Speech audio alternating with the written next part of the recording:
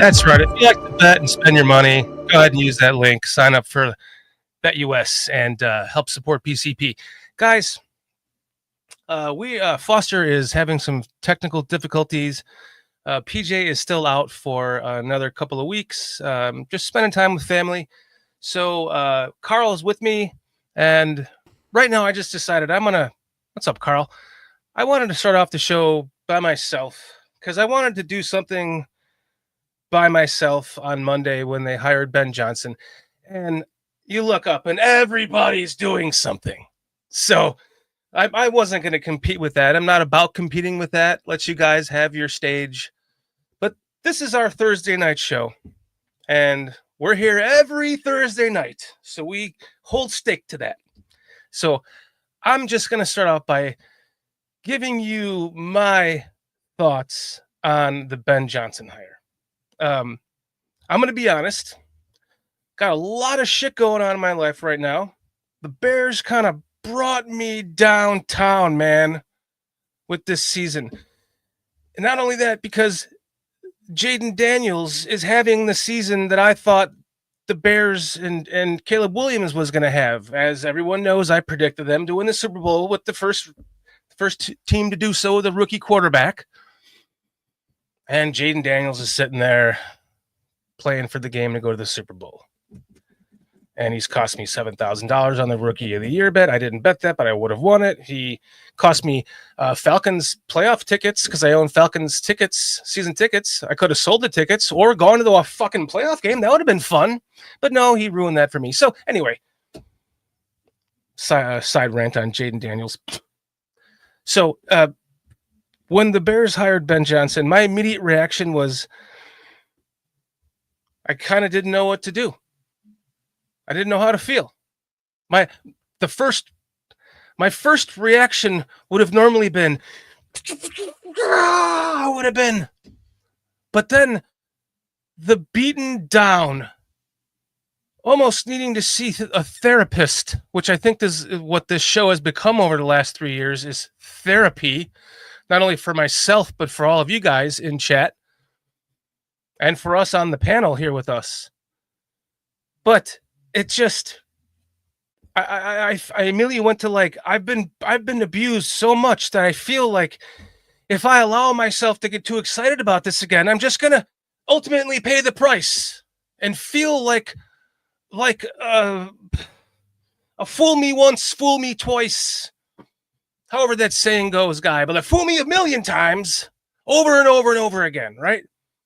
So my first immediate thought was, don't get to this guy is not, he can't possibly, everyone's talked about how, we can't go getting a rookie head coach with this quarterback. We can't fuck this up. We have to go get someone with experience. So I felt like a hypocrite trying to convince myself that Mike McCarthy was the answer. Like, look at what Mike McCarthy's done. Look at his resume. And look how many times he's lost in the playoffs and how many Super Bowls he's won with a Hall of Fame quarterback. And then look at his offense and realize it's becoming archaic. But I still talked myself into it because I thought that's the safe answer. So then the Ben Johnson hire becomes official, and now the natural Bear fan in me has to grapple with that, right? So I have to go, all right. Unlike in years past, when I had to force myself to fall in love with said draft pick or said coaching hire, and like many of us did, we had to talk ourselves into. We all knew immediately when Matt Eberflus was hired. We all gasped, just like we did when they drafted Trubisky and Shane. What was his name? Not the tight end, but that freaking Waldron. No, the defensive end we drafted back in the. Shea McClellan. Yes, thank you. That draft pick was just like, what? Okay, so this. I knew it was like I was trying to talk myself out of the fact that this was the right pick, the right hire.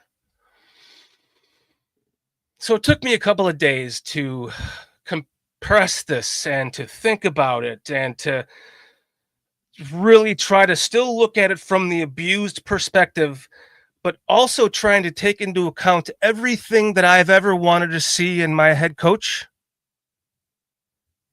And then I start opening up to all the videos because he's been all over the place. You guys have seen it all.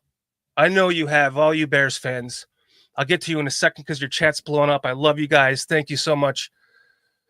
When I'm done with my opening rant. And I'm seeing him talk, and it was funny because I was going to do, it was already planned. I was going to do a show on Monday, the day he was hired, because Sunday night I'm laying in bed and I'm going through all of I'm watching press conferences, like pregame, postgame, like weekly press conferences of the main guys on the radar that I think. And I came down to Todd Monken. That was my guy. You know why? Because Todd Monken, every time they asked him a question, he was like, he did one of these. Oh yeah, well, and I thought, yeah, there's the nervous tick. There's the nervous tick that George McCaskey's looking for that proves that he's not confident in himself. Much like Matt Eberflus, they asked him a question. He's like, oh, well, yeah, well, he's got to put his pen in the perfect spot, and he's got to move his paper over there and align it right to the corner of the keyboard. And because he can't. I was looking for that in this coaching cycle because I was sure that was the hire. And then I watched this man open his mouth. Ben Johnson. I said to my wife, they'll never hire that guy because he's too cool. And literally the next day I planned on doing a whole show about how I think they're going to hire Todd Monken because of his tick that he has to think about things. Whereas you watch Ben Johnson and he immediately has the answer. He immediately has the answer. He knows what he's doing. He fucking knows what he's doing, guys. When he says he's not going to bring the Lions offense to Chicago, when he says when he talks about how he built the Lions offense, that he didn't have one. He worked on it with Goff to create it. And that's what he's going to do with this quarterback, albeit a young one, but he's not a rookie anymore. So I'm sure he'll have him watch some of the plays if he doesn't already have some picked out. Caleb Williams from the Lions, excuse me. To hear that kind of stuff, just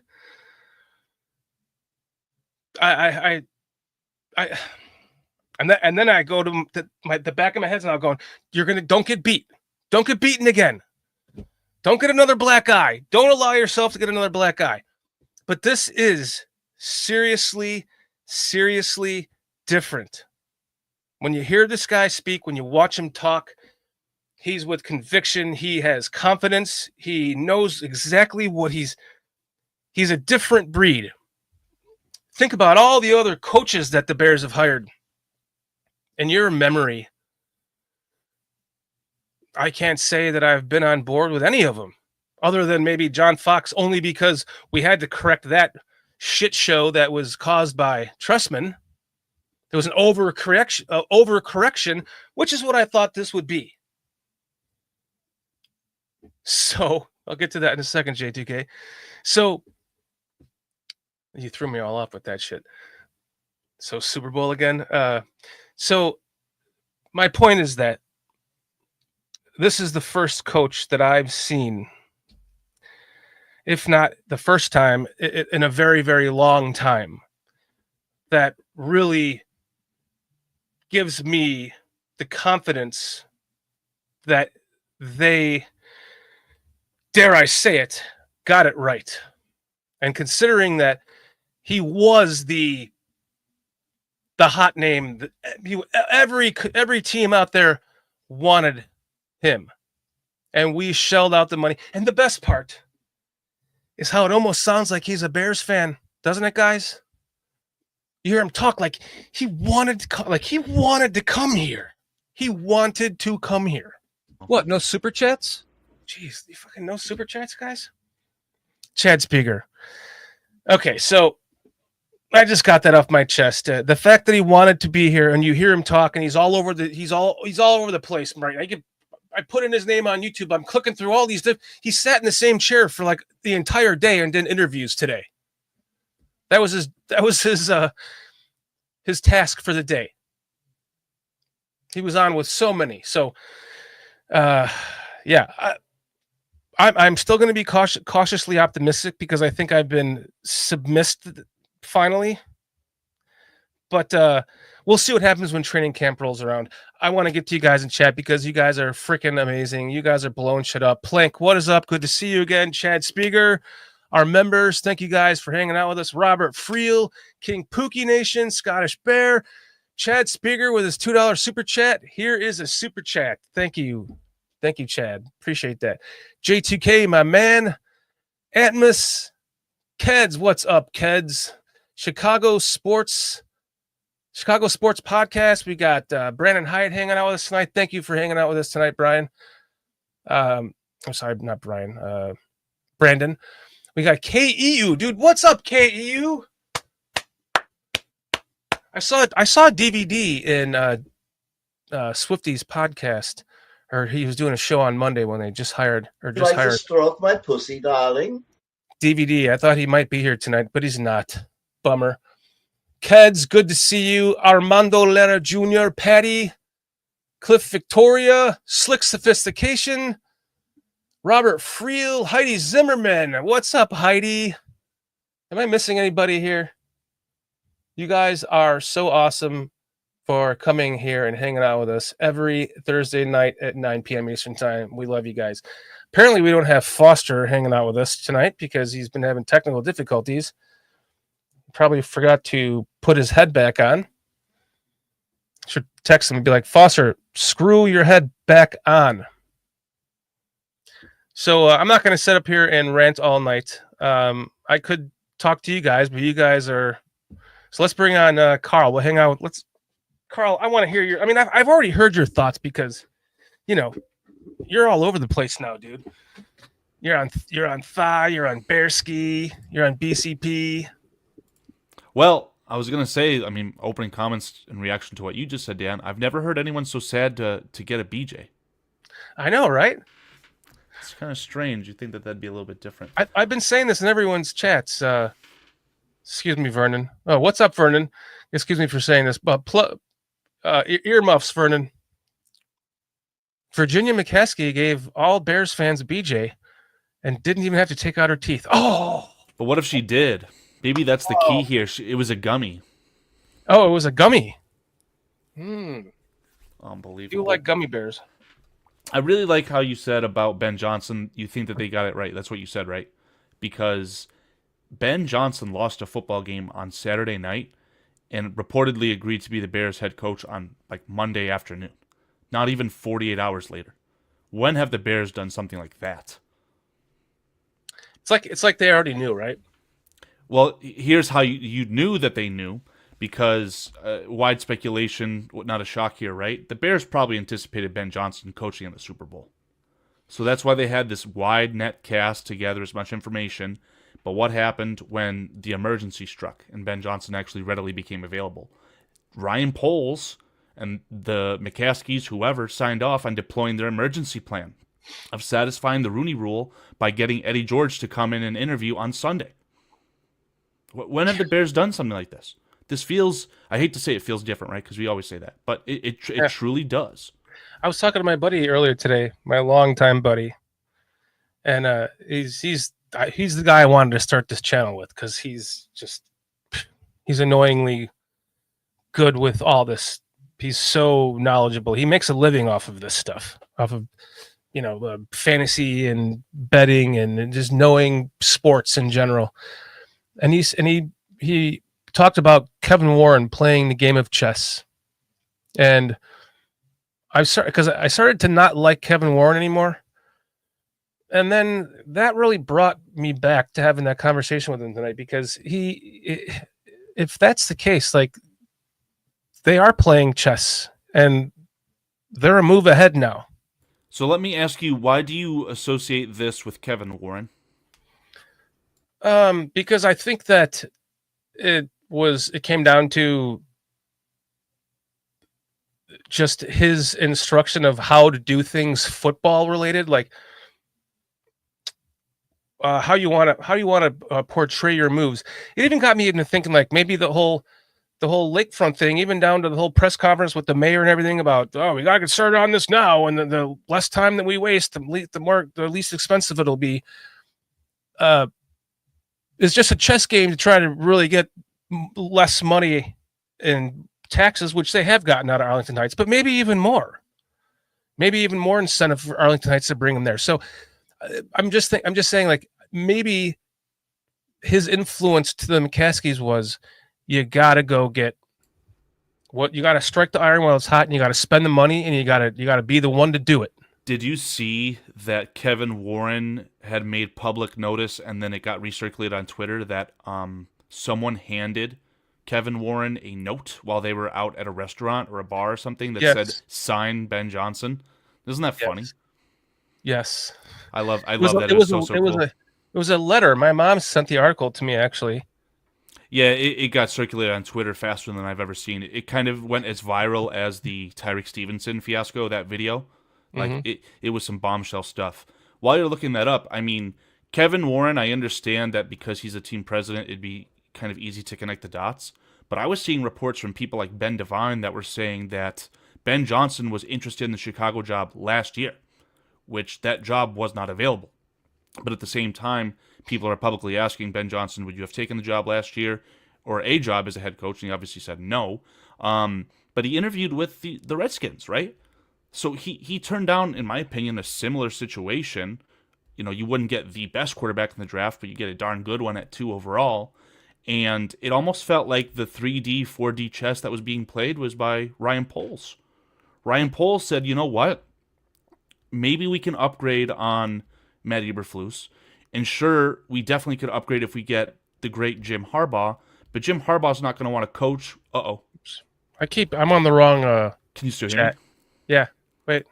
I'm on the wrong chat, so I hit the wrong thing. Sorry. I was trying to type in my shorty chat, and I do that all the time, if you haven't noticed that. I'm on the wrong monitor. That's okay. Oh, go ahead. If you switch to Windows, that'd fix all that, by the way. I'm just giving you a hard time. I think you're on Apple right now. But I'm in Google, though. Interesting. Okay. Well, anyway, all I'm trying to say is you couldn't get Jim Harbaugh because of the circumstances, and it felt like Ryan Poles said, you know what? Why do we have to get a lesser head coach when I think I have a good chance at the best possible head coach that's, let's call it obtainable, right? My stance has always been, we have the assets, we have the quarterback position figured out for the first time in the Bears' history. Let's trade for a head coach. That's not realistic. And it warmed my heart to see that report that the Bears had, kicked the tires on Mike Tomlin. Obviously, Mike Tomlin, kicked right back and said, nope, I don't want to go anywhere, and that's cool. But I think that was a piece of media that was released on purpose to kind of tell Ben Johnson and everyone else that the Bears are serious this time. And it's awesome, and it feels real different. And quite simply put, I think when Ben Johnson says that he always wanted to be here, I genuinely believe him. Yeah, that could have been a chess move, right? Like, there's no way in hell they're going to trade Mike Tomlin. Let's just put an offer out there so it goes public. And then everyone thinks we're trying to get we're really trying, guys. We're trying to get the best coach. I hate to cut you off. Did the Bears? Don't worry, you do it all the time. Did the Bears get fleeced in giving away Justin Fields for a 6th-round pick, or were they able to come full circle and get that media circulated with Mike Tomlin and the Steelers? Because if you didn't see that article, there were 2 teams that tried to trade for Tomlin. The other team's unmentioned. So the Steelers, at the very least, said, you know what? We took a swing on a quarterback for cheap. It didn't work out. We're going to help you out this time. So that maybe that piece of news was just enough to tell Ben Johnson's camp, you know what? These guys are willing to pay me $15 million a year, whatever it is, and let's move heaven and hell and earth and whatever else you believe in to acquire the best possible head coach. I want to get to... I 100% agree with you. Googly Bear. Thank you for your $5 super chat. Finally, no more other teams' offensive systems. Yes. Johnson will create his own offense it will be his offense. It'll be the Bears' offense. Can you go over that comment you made about the offensive line and what Ben Johnson said to Goff about that? I missed that, but I want to talk about that. Before I do that, I want to get to this Go for it. chat from Jeremy B. Second. As a Bears fan for 30 plus years, I am excited, yes, but it means nothing till we win. People. Tired of all the off-season awards. That's what my opening statement was. Like I get it. I am there with you. I pissed myself off with it because I started off like, okay, well, why am I not excited right now? Everyone's blowing up with excitement. I'm like, why am I not excited right now? And then I kind of let it settle in for a day, and then I started really looking into, because I had already looked at press conferences of all the like most of the coaches that were in the list of top guys, and then I really started watching him, and I'm not going to allow myself either, Jeremy. I'm not going to do it either. I'm not going to predict 13-4 and the Bears win the Super Bowl this year, like I did last year. I'm going to approach this with a cautious optimism. And I get what you're saying about the off-season awards. I get it. We all have done it. Some of us are really optimistic. Some of us are really pessimistic. And I'm usually the really optimistic one to a fault where I've annoyed myself with it. Because now I'm like kicking myself in the ass going, why am I doing this to myself? Thank you for joining us, Bears Yard. I have to play the role of PJ here. He always says, Shorty, the highs are too high and the lows are too low. We can get excited about this, but I think it would be a bit premature to predict a Super Bowl victory. You know what I mean? Yeah.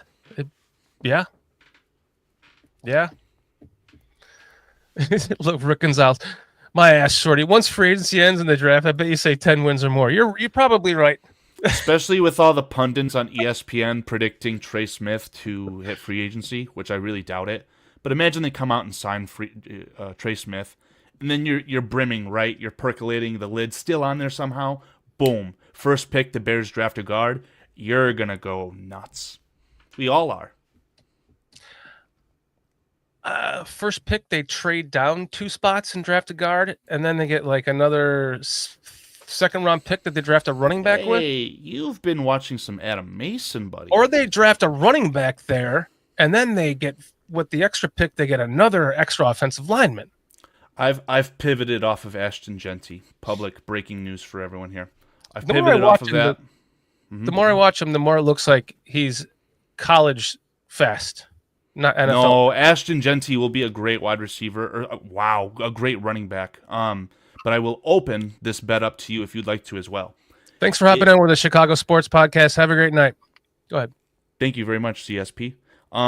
If Ashton Genty falls to the Chargers, Jim Harbaugh's great Chargers, I will bet you that Ashton Genty will accumulate 2,000 all-purpose yards as a rookie on that roster. Oof, he'd have to fall all the way down to 20, but I promise you it'll happen. I'll bet you, if anything. I wouldn't bet you on that. As a rookie, though? Yeah. It'd be a lot, but the Jim Harbaugh. I watched Jim Harbaugh beat Penn State by running the ball 35 consecutive times in the second half. So if any good running back behind an offensive line that's capable could do it in the NFL, I think it's Ashton Genty. Running backs would be easier than most positions to accumulate 2,000 yards. Yeah, because you have to involve him in the pass game, all that good stuff. Yeah, he's definitely not a Matt Forte, but what I want to say is I've pivoted off of that idea, unfortunately, and I've taken a liking to another certain running back in the house that Michael Jordan built. If you know, you know, but we'll have to save that. I'm going to be honest. Anyone that knows me, I know no names in college right now other than like Genty, whatever his name is. Well, let me spell it out for you. So is it Ashton? Or is it Austin? It's Ashton. Ashton Genty? Ashton Genty. Genty. Went to Boise State. Right. But by the time we get closer to the draft, I will know more about these players. I'm still reeling from this season right now. I'm in like postseason, like BCP we're going into our 4th year of doing this. I mean, every fucking day of the week or more. So I'm kind of in my little hibernation zone right now, where I just don't want to think about that shit. Omarion Hampton. So I didn't finish my point. I claimed that the running back that I like in the draft, comes from the house that Michael Jordan built.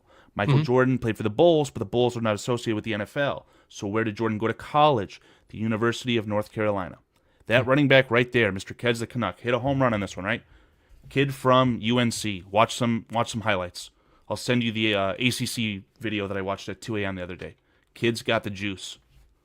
Really, really enjoy some Omarion Hampton. So, but that'd definitely be a late first, early second type pick. Omarion Hampton.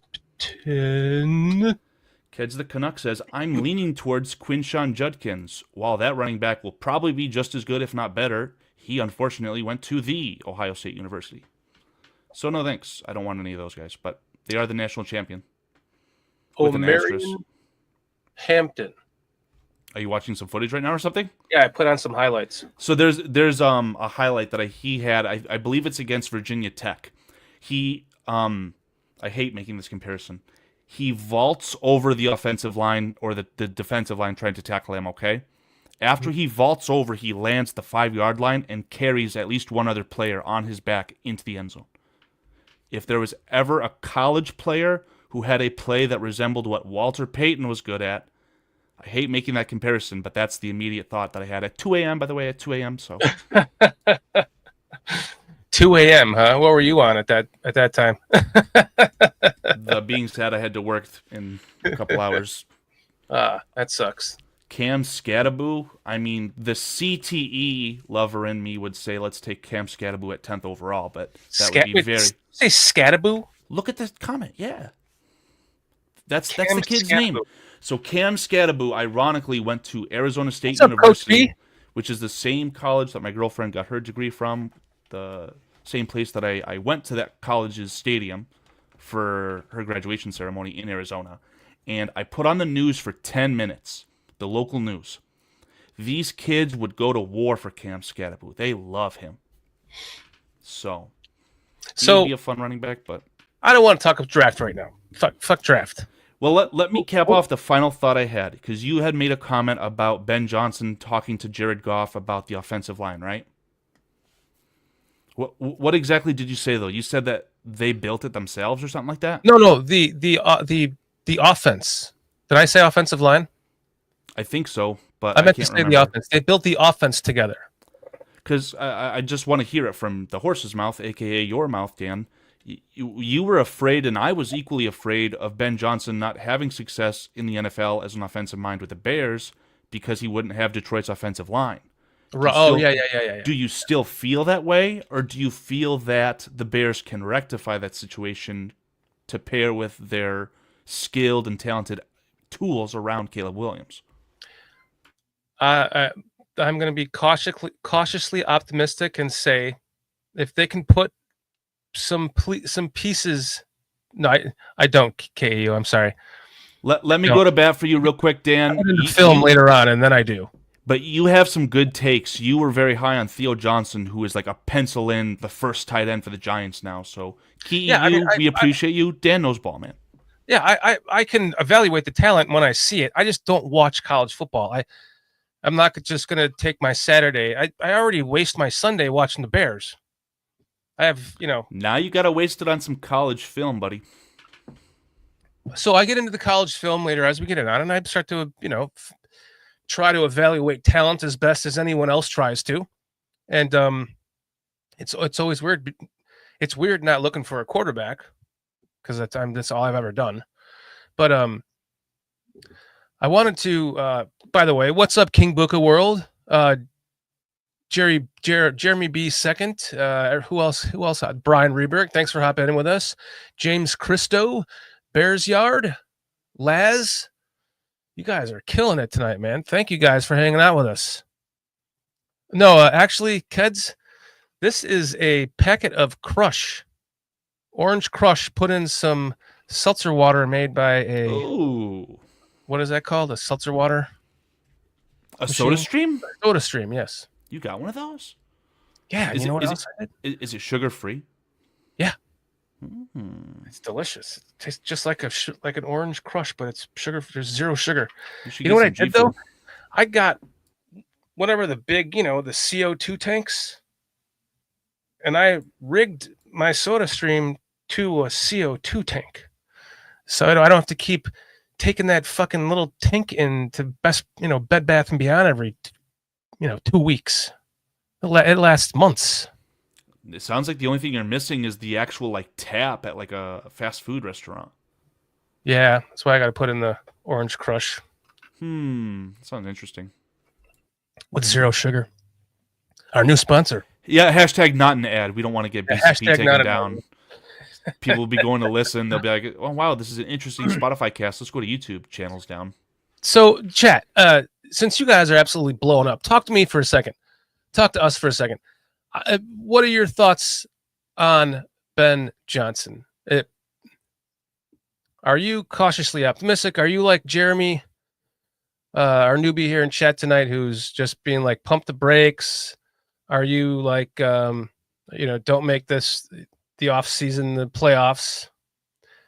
Or are you really fucking excited? We got home run hire. I'm happy about, Mayhem says, I'm happy about the Ben Johnson hire. Chad's Bigger saying he's smart with a vision.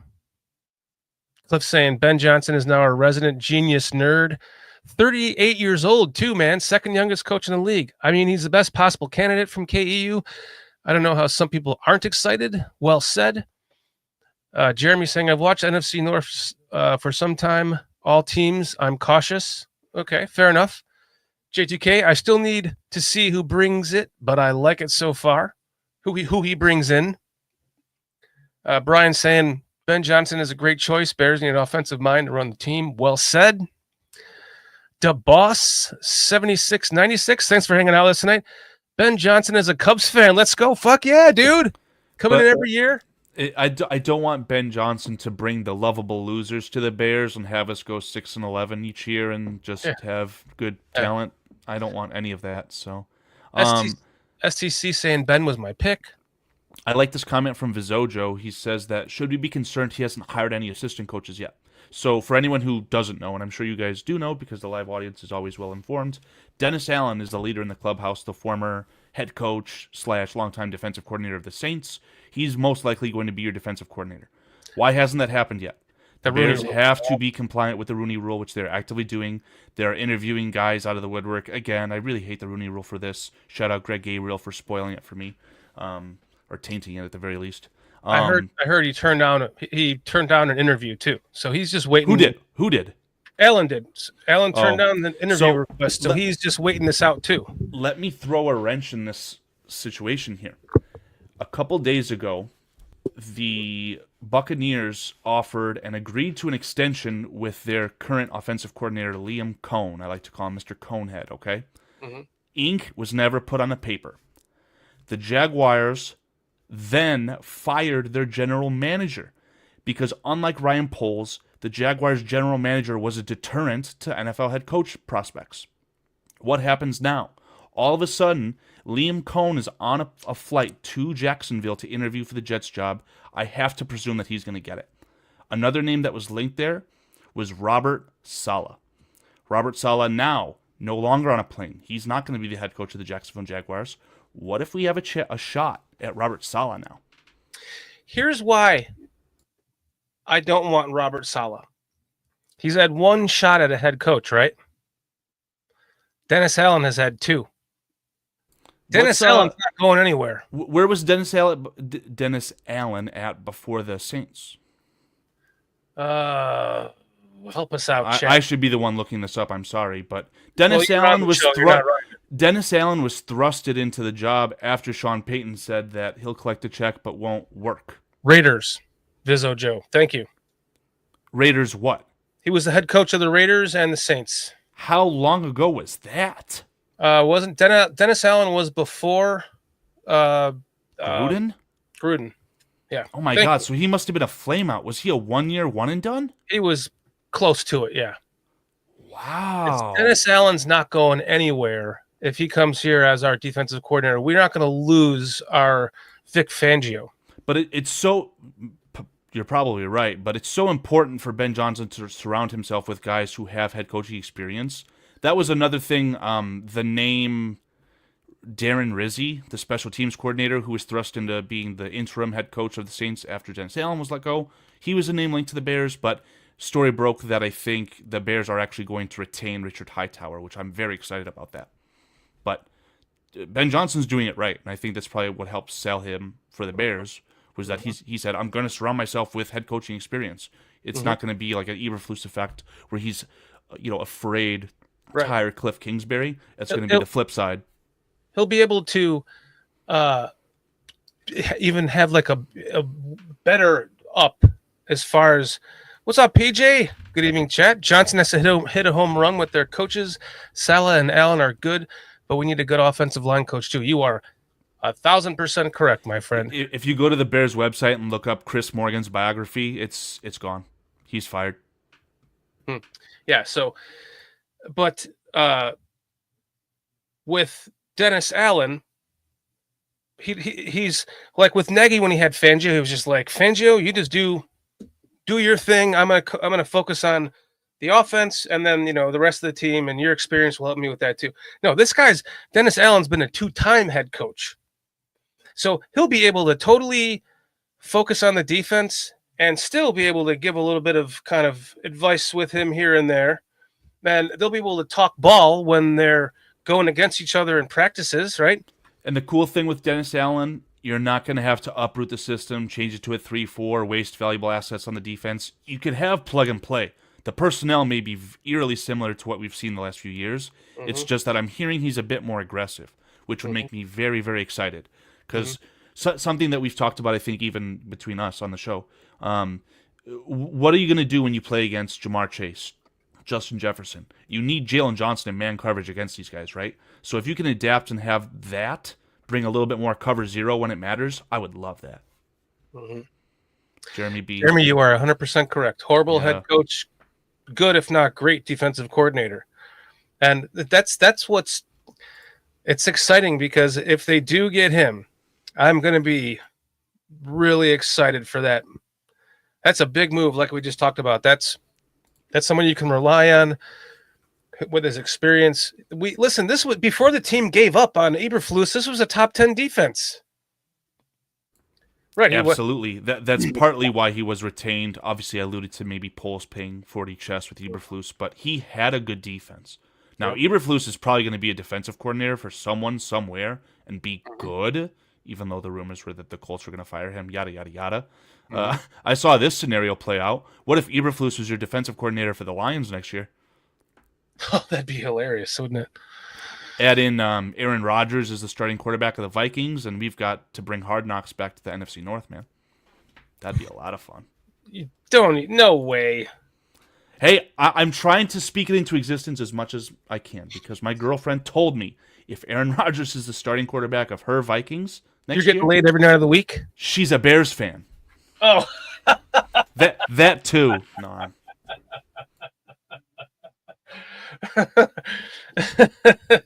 If she's a Bears fan, then you are definitely getting laid every night of the week. Facts. Unless they suck, of course. Nah. What's up?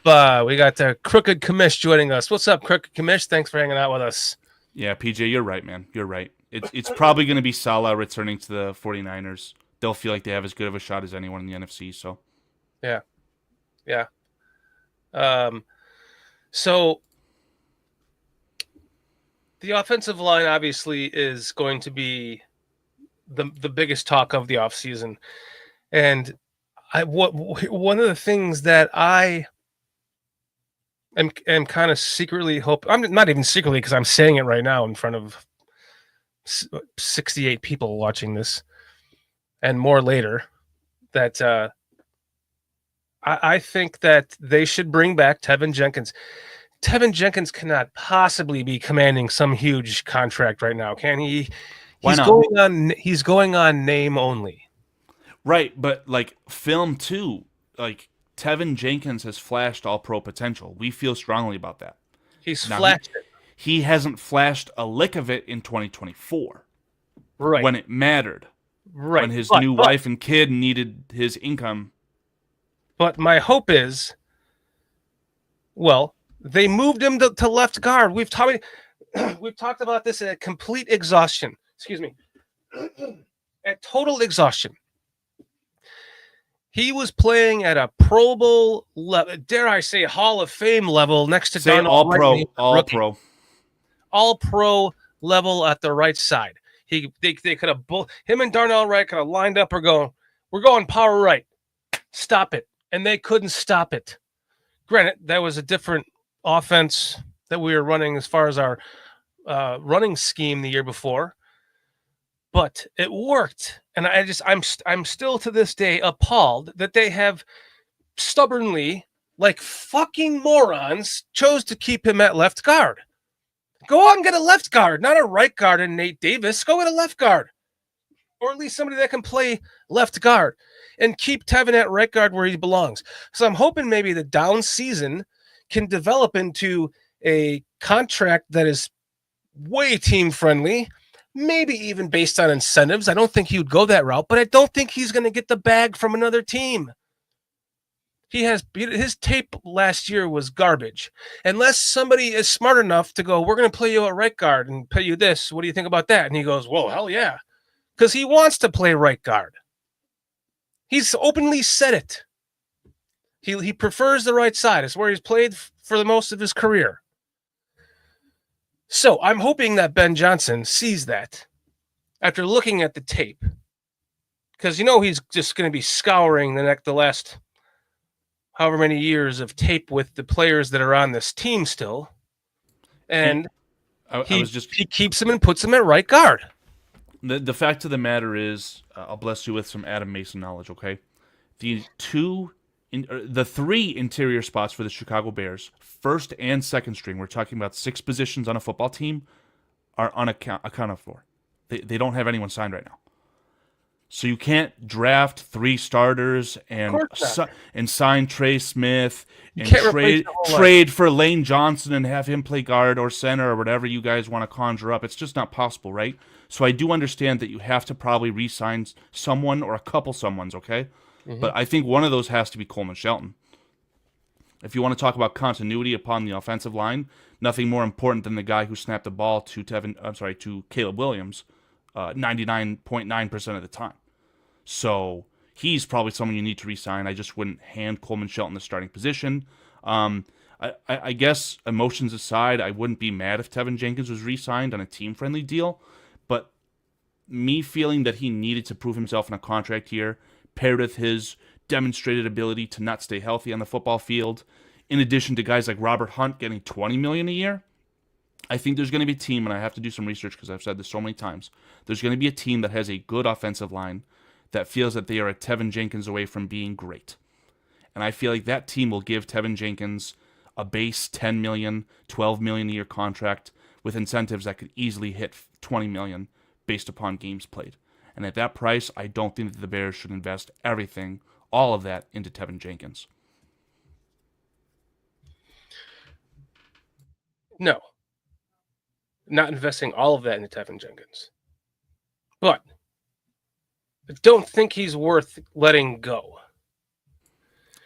Yeah, there's a fine line. I don't think he's such trash that you go, well, we're not going to re-sign. I think that you commit to re-signing him at a number and you try to get him to agree to that number, maybe even incentive laden. And if you can't, then you let him go. Because you could almost like lowball him. I don't know like numbers enough to be able to have a good baseline here. But let's say Tevin Jenkins is looking to make $18 million a year. And the Bears offer him $10 million a year. He tests free agency after the first wave, right? Like the first couple of days. And someone offers him a contract worth 14 and he wants 18. Sorry, maybe offers him 12. Maybe the Bears match that? I don't know. Cliff's asking the question, Dan, does another team fall in love with Tevin? Yeah, absolutely. I think so. Based on what? 23, 24 seasons? And they take the average best?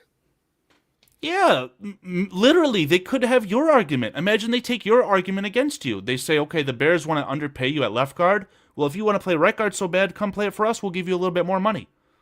What is the average starting left guard that's on a second contract making? I'm going to have to look that up. All I can tell you is that these Joe Schmoes like Robert Hunt and the guy from Denver, albeit the guy from Denver's a lot better, they call him the Belly. These guys are making $20 million a year. Can you imagine what Trey Smith is going to want on the open market? Okay, Has Trey Smith ever missed a football game due to injury? So if the best starting guard is making $20 million a year, I would offer him 10. Yeah, that's what I said. Yeah, okay. I agree. But Tevin Jenkins will tell you, because, again, he needs a contract to set up his new wife, his new child. He's going to want more. He's not just going to take 10 from the Bears out of sentimental sake. J2K saying Tevin will get a 1-year prove-it deal with competition. There's no way the team will ink him as a starter. So if he's going to if he's knowing his own injury history, that would be silly of him, wouldn't it? J2K? If that's the case, he might as well just stay here for that 1-year prove-it deal. Yeah, that'd be the thing. He'd have the continuity and the familiarity with the Bears in a new system, Plus the obviously. excitement of learning. You can't tell me that this guy is one of the Brian, Coach B.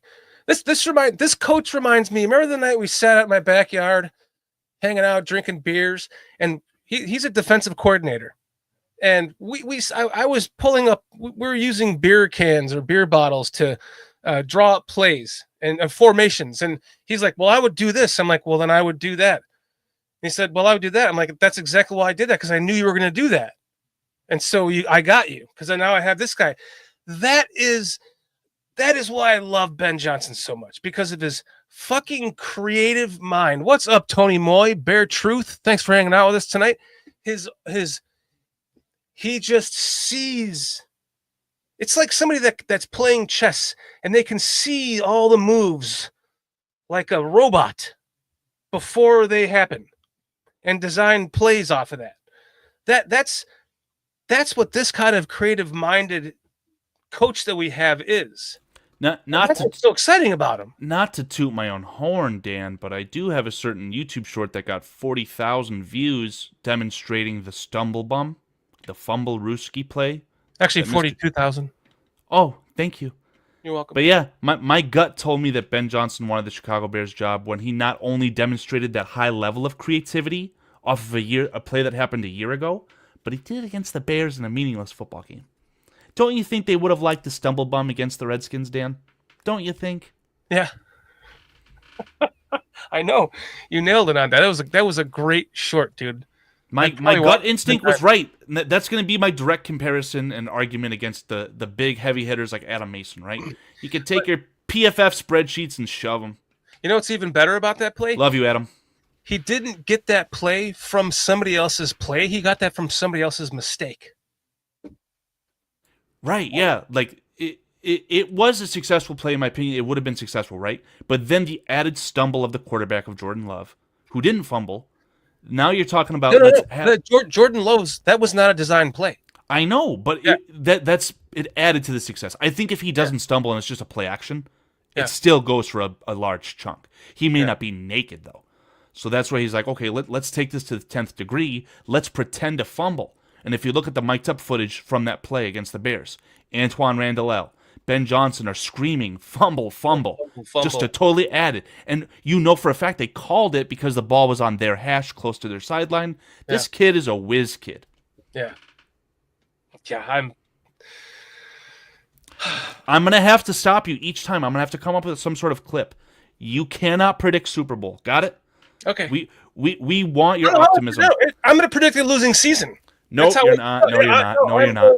I'm going full out reverse psychology. No, don't do this. We want authentic Dan. We want authentic Dan. We just don't want overzealous Dan.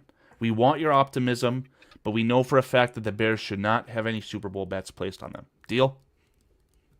I didn't place any bets on them to win the Super Bowl. And if you guys are going to bet, please bet US, but bet responsibly. Yeah. And use the link in the description. Just get a 125% sign-up bonus. And See you later, KEU. It was nice to see you, man. KEU, man. Thanks for hanging out with us tonight, man. Haven't seen you in a long time. You were here for a long time when you were here and haven't been here in a long time. I understand. That's life. Great to see you again, man. Have a good night. I would love to throw this up on the screen real quick. Cliff Victoria, this would be a good YouTube Shorts for us to reference down the line, okay? Cliff Victoria asks, does anybody think that Tevin Jenkins will play 17 games next season? Doesn't matter if it's for the Bears, the Shanghai Sharks. Doesn't matter where he's playing. Just will he play? Yes or no, Dan? No. Agreed. He will not. What if he shocks the world and he does? What if he plays 15 games and then wins 2 playoff games, or plays in 2 playoff games, so that's still 17? Yeah, we'd all be wrong on that. But I predicted last year before the season, because of his contract season, and we talked about this at exhaustion, that usually players who in a contract year have their best season. And he was in his contract year and he had his worst season.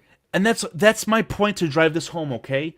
You have something to prove. You haven't proved anything all season, Tevin Jenkins. And you're going to sit out against the Packers because of your calf? Come on!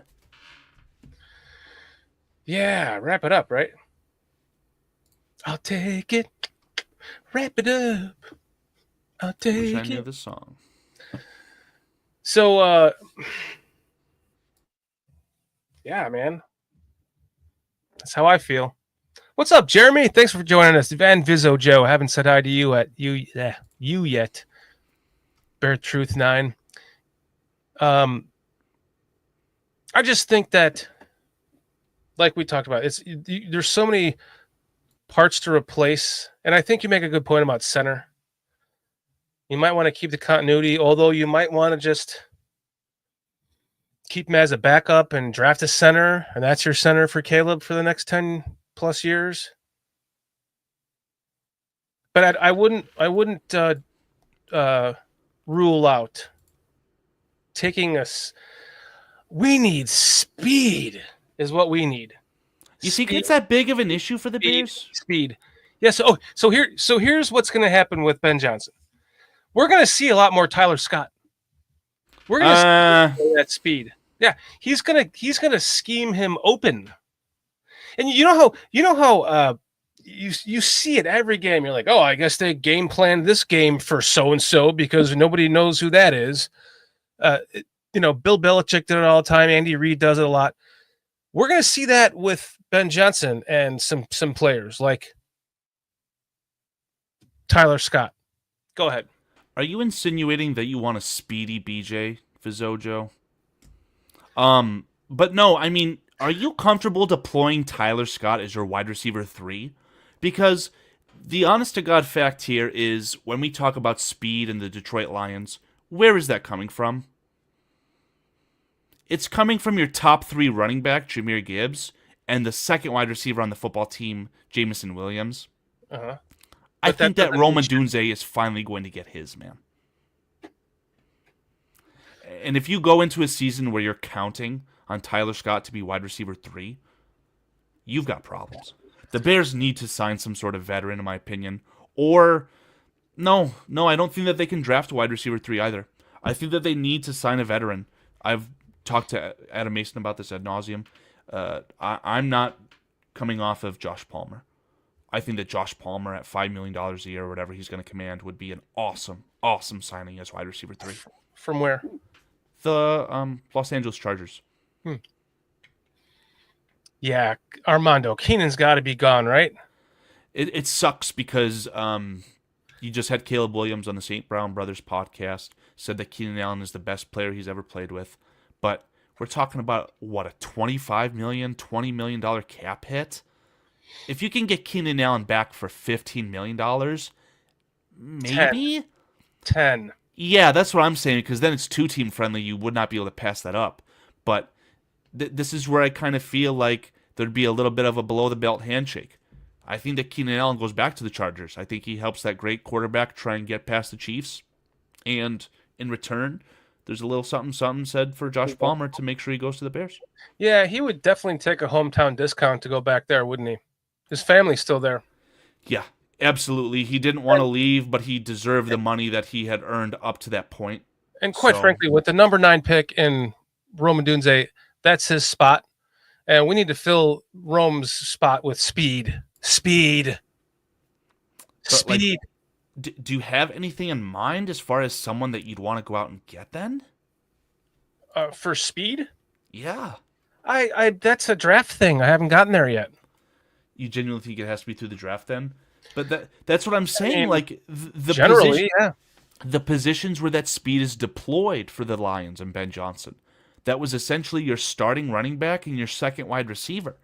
You can't get a wide receiver, so now we're talking running back. Now the argument for the running back situation is, and I think I have it starred here somewhere. Mr. Go ahead. You and Scott. Oh my God! Yeah, all 6'6" of Colin Johnson. How many catches did that equate for the Bears this year, Brian? This is like my best friend, and he's been talking about all he's talking about is Colin. Last year he's like, man, Colin Johnson's making this. I'm like, dude, Colin Johnson's probably won't even make the practice squad, dude. he might make the practice squad. Is it fair to say that Brian likes Johnson? Yeah. Sorry if that was rude. I apologize. He likes 6'6" Johnson. Yeah. Is that 6 foot or 6 inches? 6.5 inch. Johnson's. JTK, we're on the same wavelength, but I feel like we're at different levels of it. I would just love Chris Godwin as a signing, period. If they overpaid for Chris Godwin, I wouldn't be mad at it because I think that Chris Godwin was a top 5 wide receiver last year before he got hurt. But the fact is that he got hurt, and it was bad. You're going to give all that money to that? Mm-hmm. I don't know. He's a guy who I think just needs to go back. He would be the perfect, 1 year prove it deal with the Tampa Bay Buccaneers. You did the draft with us, right? Yeah. Okay. Remember, I kept just saying, all right, who's the fastest guy left? And then boom, that player equated to Jalen Wright, and I doubled down with you. I took Jalen Wright as my what do they call it in fantasy football? A handcuff, because I drafted Devon Achane. Let me tell you, Jalen Wright produced nothing as far as fantasy points. So, yeah, but fucking fantasy. I can't even respond to that because I hate fantasy. It's trash. But if Aldo Gandia is listening to me, is he a guy that you could scheme up something with a coordinator like this? Is the question. He honestly, genuinely felt like the perfect fit in the Dolphins because he's just a speedy running back, and that's all they have in Miami. If he was to get anything in any NFL team, it'd be with the Dolphins, and he didn't. So Jalen Wright can prove me wrong. That's fine. Who was the other guy that I wanted? He was felt like a wide receiver. It was a wide receiver from UCLA. No, not UCLA. USC. Play with Caleb. Somebody took him too. I was like, damn it. Are you not talking about a running back? No, he's a wide receiver. Caleb Williams, USC teammate running back, got drafted as the Green Bay Packers. So did one of his wide receivers. Washington? Washington. Thank you, JTK. Not Rice. Rice went to... Excuse me. Rice wasn't the best guy. The speedy guy. No, Rice went to the Chargers, I believe. Maybe I'm wrong on that. And Fieras, what's up? Thanks for hanging out with us tonight. Shorty trying to draft like the Raiders. Speed. Yeah, speed kills, man. Just ask Henry Ruggs. Speed. One of the reasons why the Lions offense. God, I was really hoping that O'Toole would join us tonight. Lions fan, excellent. Taj Washington. Yes. Artur's awesome. Taj Washington, thank you. Ben Johnson's offense worked because of speed. Well, of course, because a lot of other factors, but speed was quite noticeable on that team. And so we need to get some speed on this team, not the drug. Some quick, shifty, fast fucking players, man. Go get him who did the Chiefs draft? the wide receiver that ran the 4-1. Worthy, Xavier Worthy, who can't catch a just football. Go get that guy. Yeah, just try He's to. not good at football. Just go get that guy. I don't care who it is. Speed. And when you're done with the draft, speed. And do not do drugs, gentlemen, ladies and gentlemen. Lady and gentlemen, I think Heidi's in here. Is Heidi still in here? Thought I saw her. I hope so. I'm not sure. What's up, Dobbsy? Chad Spieger. I don't know if I agree with Greg Olson, but the Warren tight end from Penn State is so versatile. He's going to be a great player in the NFL. Cocaine Bear, Tony Moy with the home run. You're talking to a wall. When you're talking draft with me right now, you're talking to a fucking wall. So you didn't watch any of the playoff games? Nothing? I watched the championship game. Half of it. Hopefully the second half. Yeah. First half is trash.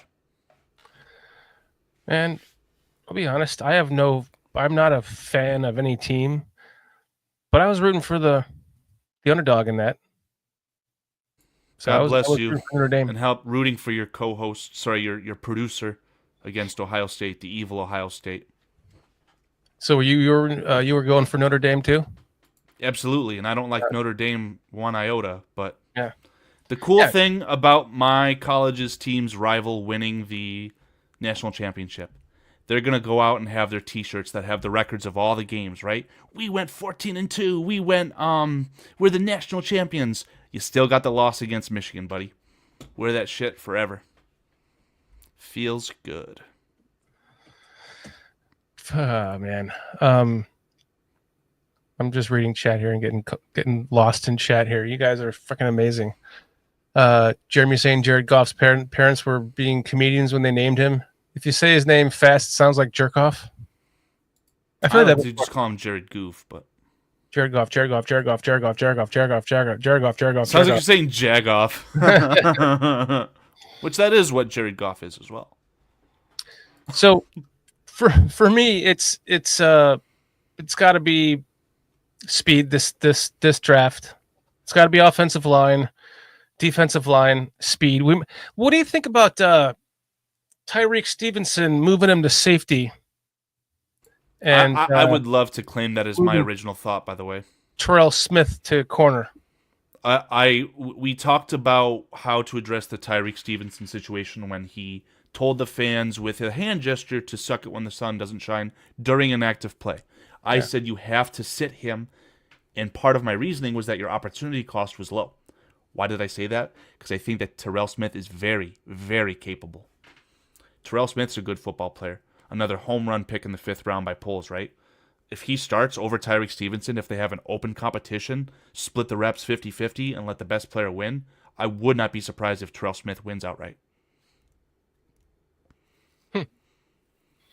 So, okay, J2K's making the flip side of the argument, though, saying that if Dennis Allen is the DC, Stevenson will be in his bag. J2K, if you want to expound on that, I would love to hear why. But if we're talking about a more aggressive play caller, Tyrique Stevenson is definitely the better tackler. I don't know if he's better than Terrell Smith at blitzing or if you'd want your outside cornerback blitzing, but it'd be fun. In his bag for what? What do you think about the idea? Because honestly, guys, Jaquan Brisker, I mean, he's kind of in the doghouse as far as injury-wise if we're talking about players to keep. When you talk about Tevin Jenkins, he's had better production when he's played, but missing 3/4 of the season for a concussion, and this being multiple concussions, like for me, no. I'm already replacing him. So Jaquan Brisker, the second that Matt Eberflus was fired from the Chicago Bears. Laughing emoji, laughing emoji, laughing emoji, heart emoji. I think that he was not kept on the bench because of his injury just as much as his antics. I think that there's a little bit more to the story. Because if someone is missing... How many weeks did he miss? You said 9 weeks? If he's missing 9 weeks strictly due to a concussion, they should be forced to retire. I think there's a little Right, bit more that's what I'm there. saying. He's already out. He's out. So I think that you use the little tiny pencil that has the eraser very close to it. You do pencil Jaquan Brisker in as your starting strong safety. But if you need to erase that, Tyrique Stevenson there. hold on. You need to have a backup plan, a very good and capable backup plan, and then your third, contingency plan, your emergency quarterback. Maybe that's Tyrique Stevenson in the absolute worst case scenario. Mm-hmm. Yeah, I love Brisker, but I fear for his health, and I almost, in my mind, he's already retired. We talked about Tua turn the ball over retiring because of less concussions than Brisker. If Brisker was the starting quarterback of the Chicago Bears, not because of his ability, but just like the situation, that would be the only thing we're talking about. Yeah. O'Toole. I was literally 4 minutes ago, I said, man, I wish O'Toole was in here tonight. I wanted to talk to him about Ben Johnson. So he says, where'd that go? Pull that back up. Oh, Shorty, what a week, huh, buddy? You happy with our Benedict Arnold? Yeah. I feel bad on one hand because, you guys have been Tin Pan Dog. Oh, you got to get that ready. Tin Pan Dog. What's up, my friend? Thanks for hanging out with us tonight. Yeah, I have some egg rolls, some Tin Pan Dong, and I forget what he added to that. The running back for the Zach Charbonnet. So O'Toole, I was saying that you guys have. I was so happy for you guys when you started to build this monster and just a great head coach, and he's putting the right people into place. It just you were getting that Seattle Seahawks vibe back in the Legion of Boom days, but with your offense and multiple 50 burgers this season and just scary good, one loss. Man, first off, I want to say to you, I empathize with you, man. I'm sorry how that ended for you as a Lions fan. It broke my heart too because I was rooting for that added even more to the fucking Commanders. As I said in the beginning of the show, the Commanders ruined our season with a Hail Mary. They cost me $7,000 that I would have won on a Rookie of the Year bet with Caleb Williams. I have Falcons season tickets because I live in Atlanta. I'm not a Falcons fan, but it's an investment. I would have been able to go to the playoffs for the first time if they didn't beat the Falcons because they would have won the division. I would have gone to the playoffs or been able to sell the tickets. Well, let me finish. And then they beat the Lions. And I was even more upset because it's just they shit on everything that I was looking forward to this season. And once the Bears were out of it, I was looking forward to the Lions winning the Super Bowl for you guys as fans because I know what it feels like. I'm there right now. We all are right now. And I was excited for you, man. And first off, I want to say I'm sorry for that. Hope you're doing okay with that, man.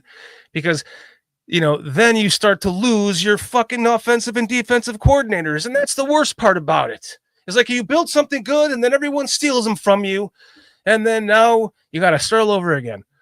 And as a fan of you, as a fan of us, I wish you luck with that. I hope that you guys continue to be you keep where you're at because it's always a good competitive game when the Lions are good.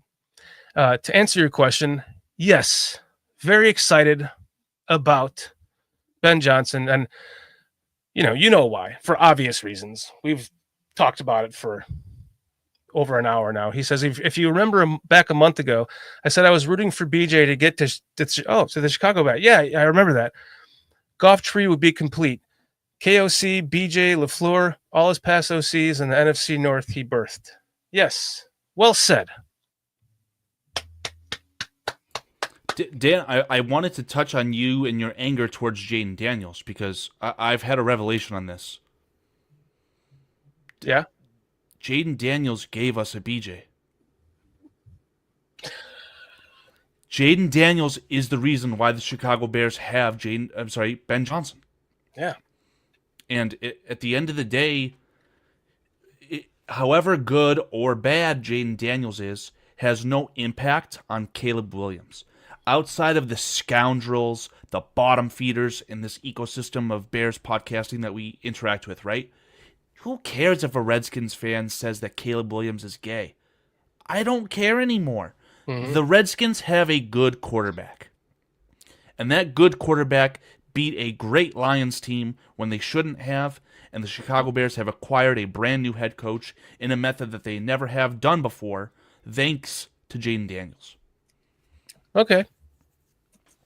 I can get behind that. Me and Dave on the Tuesday show on Bearski Film predicted the Eagles-Redskins game. I refuse to bet and predict against the Redskins. I think it'll be a good, close game. I think the rookie quarterback goes into Fentanyl, Philadelphia, and knocks them off. Here's why it'll be a good game. They're division rivals. Yeah, they called it the rubber game like it's a baseball thing, right? That's cool. And fun fact, because I saw this graphic on one of the games I watched this weekend, the winner of a divisional game in the conference championship game, 3 out of the last 4 times has won the Super Bowl. Interesting. Now, I would hate for the Redskins to knock off the Bills again like they did in 1991, but again, I'm not betting against Jaden Daniels anymore. Yeah, I'm not. I feel like... Keds, I'm sorry. To each their own. I'm just kidding. O'Toore's saying the real and honest upside for Chicago is really Goff. Ben spending 3 years with a real passer and thrower first, which Caleb is, will allow him to build Caleb's game arsenal confidence overnight. I agree. I'm sorry, Artur. I do not share your sentiment. I think that Goff is a journeyman cornerback. Now, Goff, when you listen to one of the umpteenth interviews that Ben Johnson has done today, one of the things he said was that Goff made him a better coach.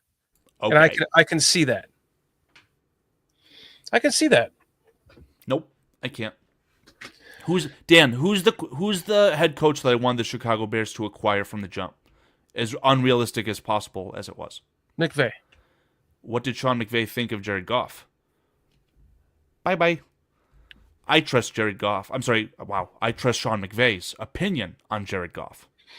I don't think that Jared Goff is worth a rat's ass. No, come on. Now, he's up for MVP consideration this year, and that's very, very well-deserved.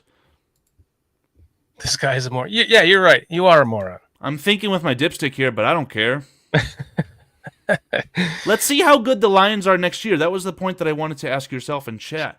Would you be shocked if the Lions have more losses than wins next year? Would it shock you? After losing both of their coordinators, no. Right. Like right now, it's very easy for me to say that. I would love to see what they do in free agency. Their coaching, salvation. What are they going to do in the draft? They still have Brad Holmes. Pretty sure. Here's some breaking news for you. Brad Holmes is the NFL Executive of the Year. KOC is your coach of the year, and Ben Johnson's your assistant coach of the year. Hold on, I want to get to the extract here. He says weird thumbnail.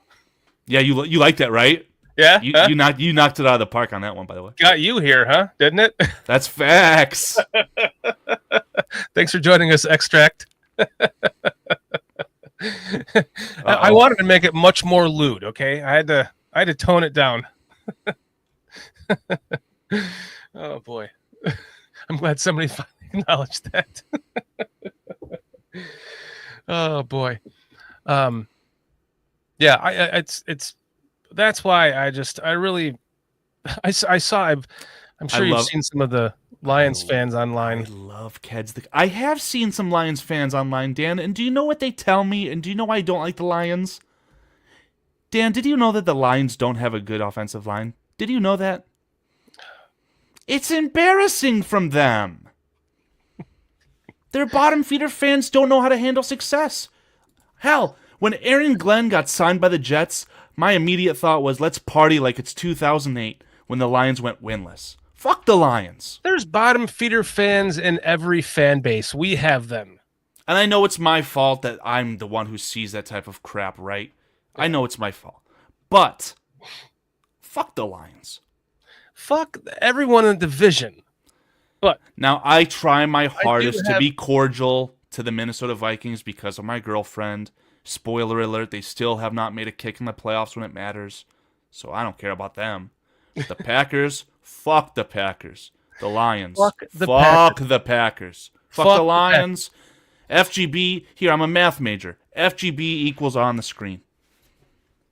O'Toore's saying you're a total joke. You know I can go off on this idiot. He's literally being your bottom feeder. That's fine, Artur. We're playing... Here, I'll pull him for you. How about that?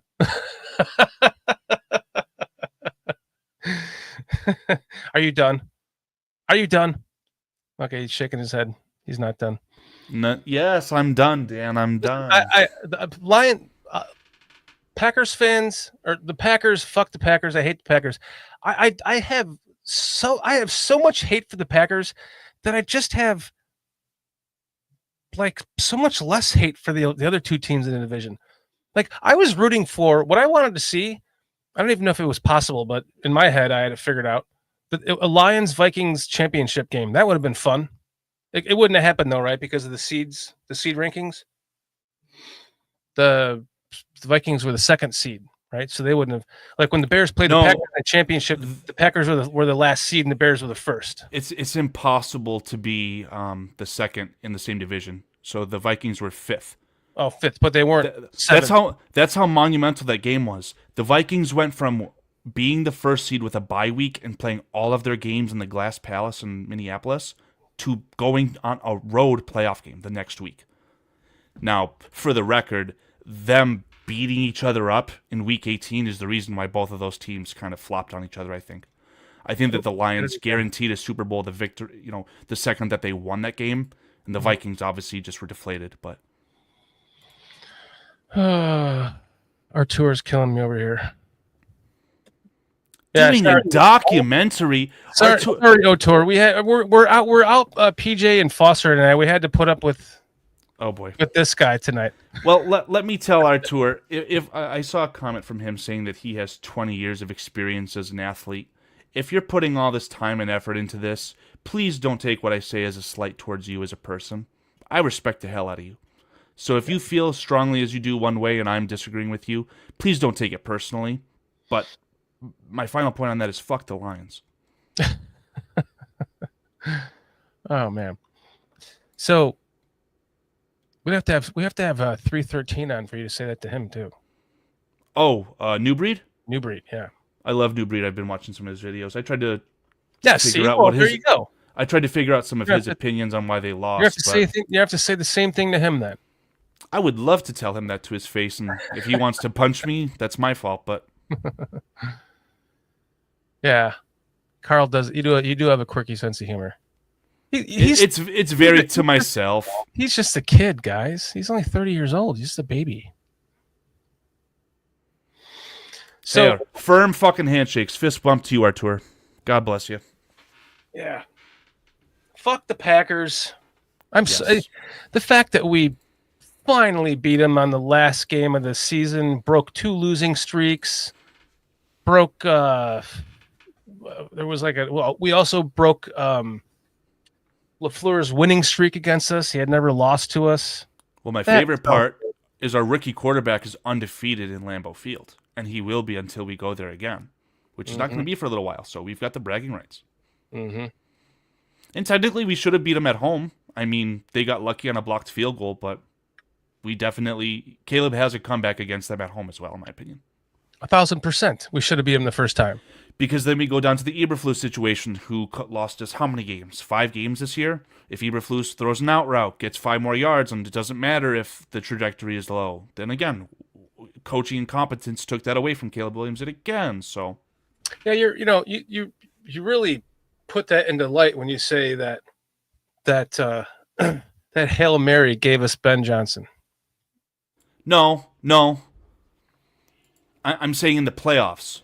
No, I'm just saying, like, if Jaden Daniels didn't throw that Hail Mary, we win that game, we go on to win 4 or 5 more. Now we're stuck. Yeah, it feels like we still have a losing season record-wise, but we definitely don't have a top 10 pick, and maybe there's a small chance we keep Eberflus for continuity. Maybe at that point Ben Johnson doesn't have his dream job available to him, so he says, okay, we lost in the playoffs, now let's just run it back a second time.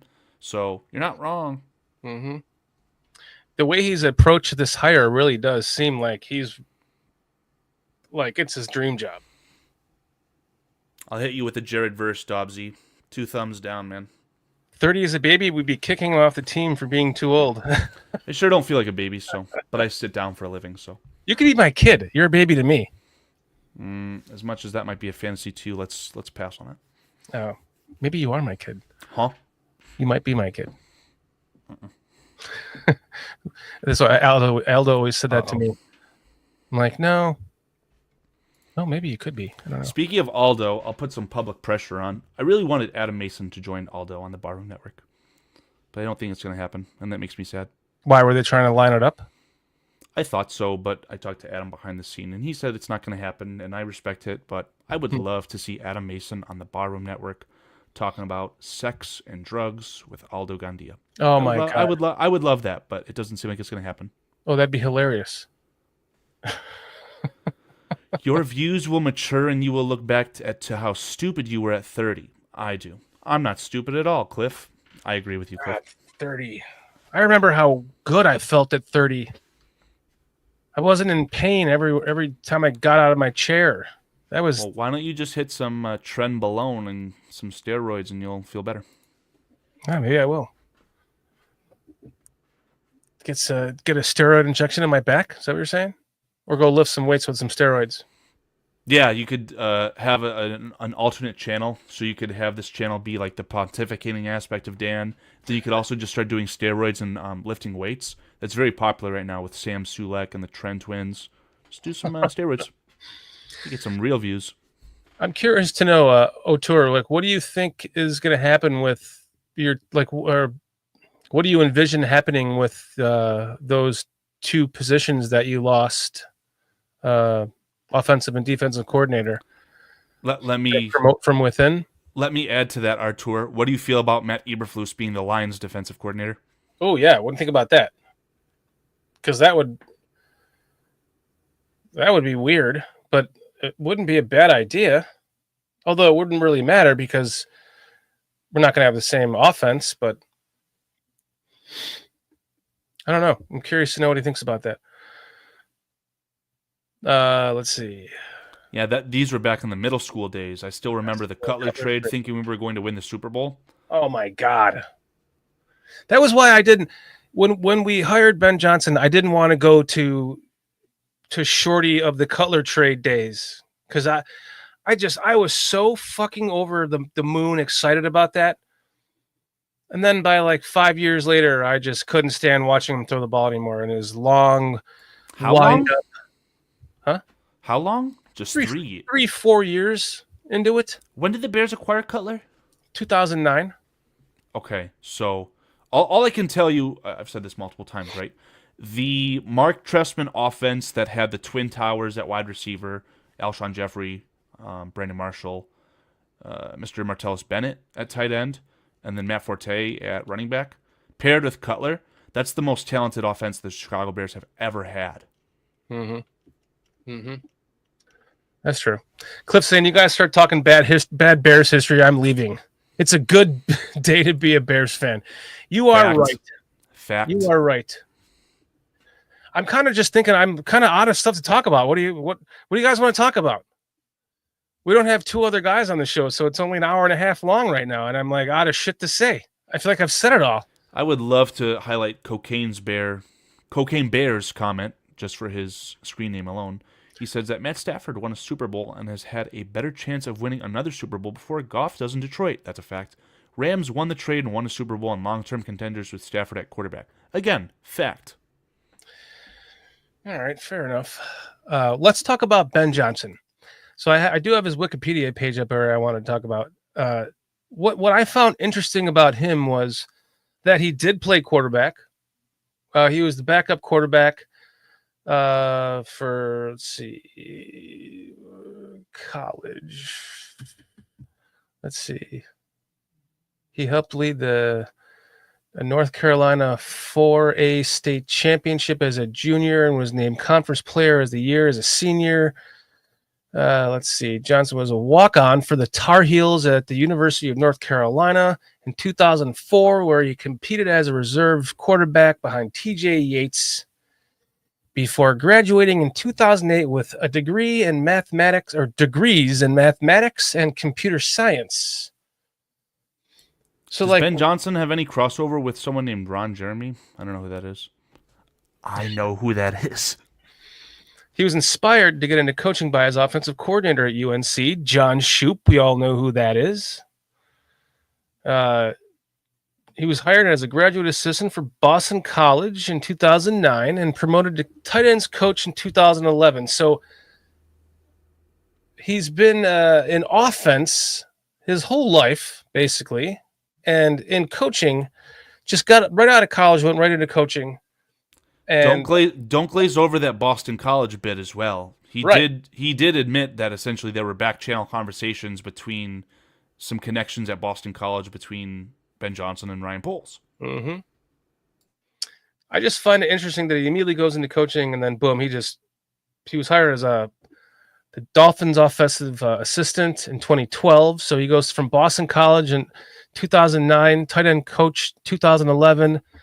2012, he's an offensive assistant for the Dolphins, promoted to assistant quarterbacks coach in 2013, promoted to tight ends coach in 2015 under interim coach Dan Campbell after head coach Joe Philbin was fired following a 1-3 start. So at that time, they had 12 games together. Well, the whole season, but 12 games as Dan Campbell being the head coach. He also was retained by Adam Gase and named the assistant wide receivers coach in 2017 and promoted to wide receivers coach the following season for the Dolphins under Adam Gase. So everywhere he's gone, he's been retained. Now, Ben Johnson and Adam Gase look eerily similar to each other, which kind of makes me uncomfortable, but... Yeah. Johnson is a lot more charismatic, though. Adam Gase was not nearly as charismatic. Offensive quality control coach for the Lions in 2019, promoted to tight ends coach in 2020, retained after Campbell was named coach in 2021, and the rest is history. So, I mean, this is just I don't know. It's someone that has worked their way up very quickly because of his acumen. And I think there's a lot to be very cautiously optimistic about.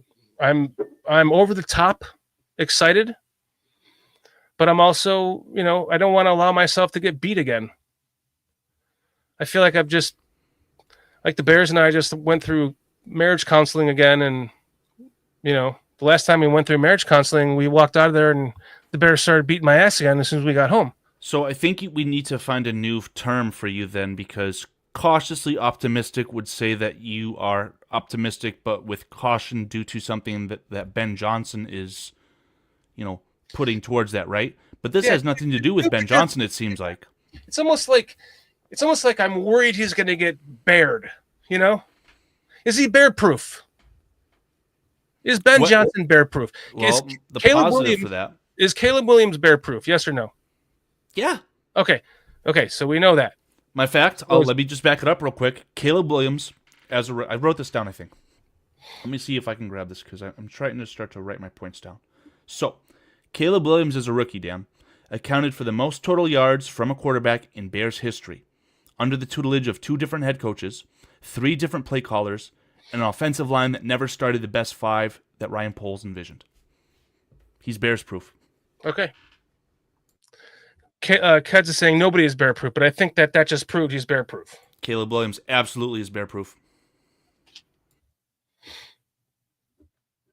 And Ben Johnson denied the opportunity to be the head coach of the Washington Redskins because he wanted to work with Caleb Williams. By the way, what's up, Demand Ice? We got Greg B and J-Rock in here tonight again. Have you said hello to Minister Charles Johnson, who's also a fan of the University of Michigan, Dan? I did in chat, but hello, Minister Charles Johnson. Thanks for hanging out with us. Demand Ice, if I haven't said that, I might have just said that. But where was it? Greg B, what did he say? Where'd it go? It's already... Oh, looks like D. Allen isn't locked in. I hope Georgia didn't get cold feet. Georgie didn't get cold feet with the checkbook already. Rooney Rule. I'm sorry, everyone. It's the Rooney Rule. We talked about this earlier, Greg. Dennis Allen had already turned down an interview for a defensive coordinator job, so he's just waiting out for the Rooney Rule thing, and then he'll be hired. For my brain, Dan, who did he deny? Which team? Do you know? If you don't know, that's fine, but I haven't seen this. I was talking to my buddy earlier before this. I don't think he told me what team it was. It might have been. Was it the Raiders? No, because it had to be a team with a head coach. Yeah. It had to be a team with a head coach, right? I would have to imagine so. I don't know if you want to get into this. I just like this comment from Vizojo. He asks, Carl/BCP, what do you make of Ben Johnson doing an interview tour on TV and radio? Never seen a Bears coach be in so demand in the org putting him out there. I swear to God that Matt Eberflus had the exact same day 1 or day 2. And it was a really unique situation. It was a really unique situation because he was on Fox Sports 1, and I believe that Fox was playing some 4D chess by poaching the former radio person from 670, Spiegel, I think. Mm-hmm. They're like, well, the Bears are going to make a move. They're going to be hot commodity. Let's get this guy from Chicago to have some connections there. So bravo to Fox Sports 1 for that. Mm-hmm. But I don't know. I feel like Matt Eberflus had the exact same first couple days. I don't remember seeing Matt Eberflus have this many. Like, he was on Colin Cowherd. He was on Mike Florio. He was on the new show, like you said, with Jenny Parkins. There's more I've seen. I haven't even got to watch all of them yet. But like the Bears media team has done a good job of kind of bringing us into that facility, and I know that really kind of was highlighted with Hard Knocks, right? But I've seen the inside of that office before. The only time I've ever seen Ryan Pace do anything was he was at home and the media team set up like a work from home situation for the draft with all these monitors and stuff. But the actual inside of Hallis Halls, right? Like, I feel like I've seen that before with Matt Eberflus. So this doesn't feel like an out of the ordinary situation. But like I said, what did feel out of the ordinary, I said in the beginning of the show, was that when he was talked to and asked questions, he spoke with conviction. He spoke with, like, he just knew exactly what he was doing, his plan. Like, even if he didn't have a plan, like he knew the plan was going to come together because he has that it factor. He didn't sit there and fumble around and move his papers and his pen around every time he was asked the question, and then while he's thinking of the answer.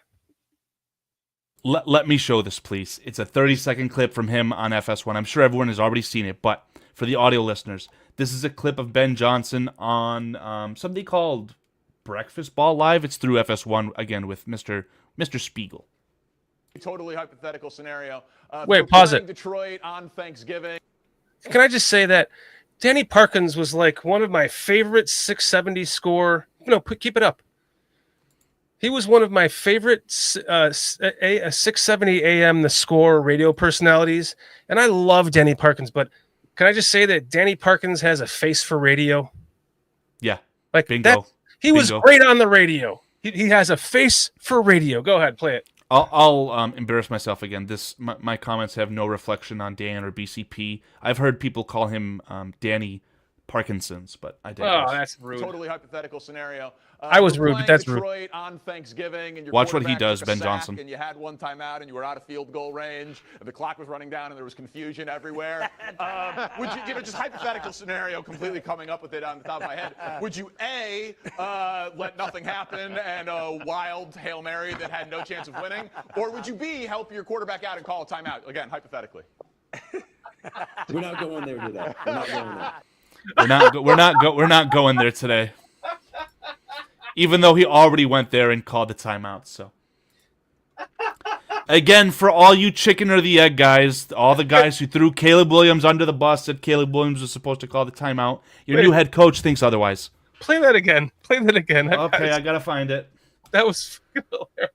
I'm afraid of it getting copyright strike. Are you okay? I won't be copyright strike. Okay.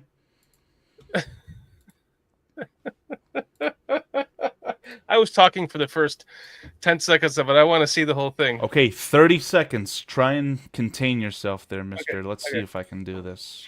Here we go.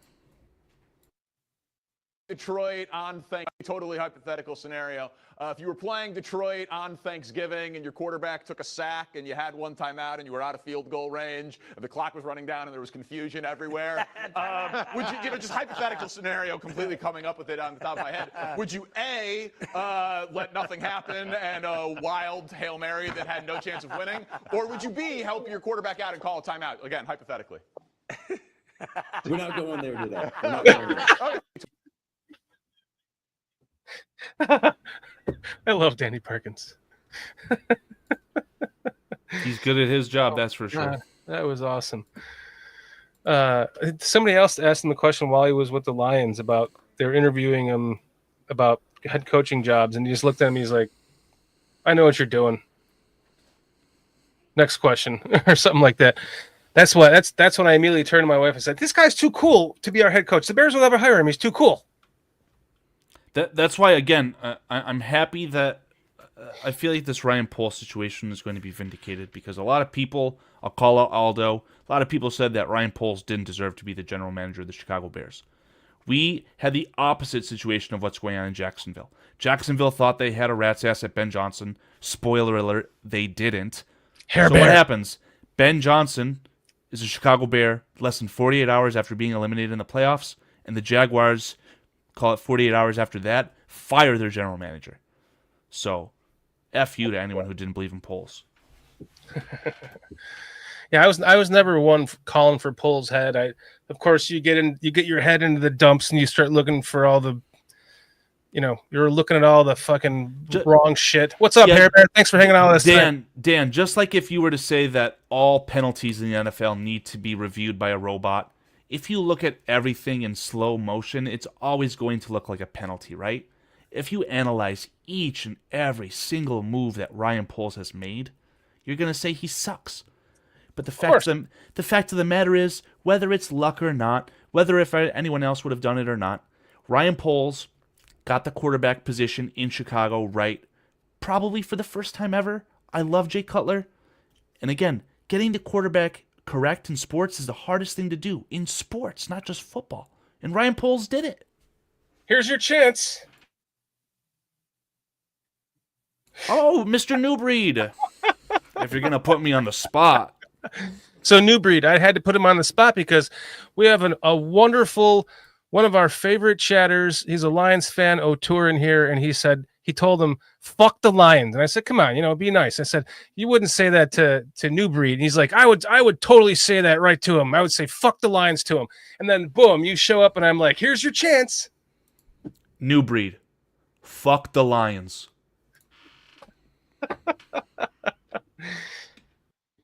Newbreed, O'Toole. The views and the views of our co-hosts and producers of this show do not reflect the views of BCP. Well done, excellent, and I corroborate that. That is fact. I speak for myself. No, he didn't say. She didn't say. He said F you. He said F the Lions. He said F the Lions, PJ. I apologize, PJ. I'm sitting in PJ's chair and I feel bad for it. I feel guilty. Yeah, you should be honoring PJ by. I tried to echo the sentiment that Mr. Daniel Shortolini, the highs are too high, the lows are too low, right? So we're talking about getting excited about a head coach that the Bears have acquired in a method that they've never done so before. But I'm not going to allow Dan to predict the Bears to win a Super Bowl. I'm not going to allow it to happen.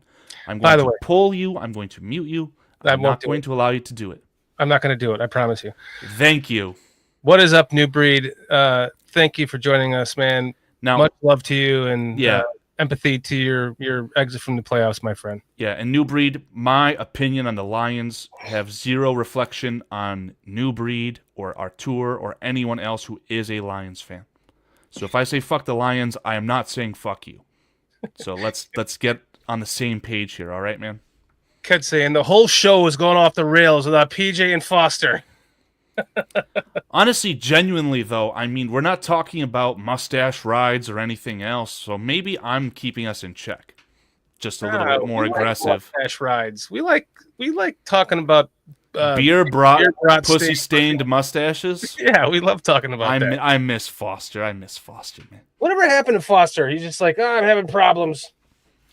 And then he's gone. This update shit is really becoming annoying. I mean, Foster, just give me your computer. I work in IT. I'll fix your fucking computer, man.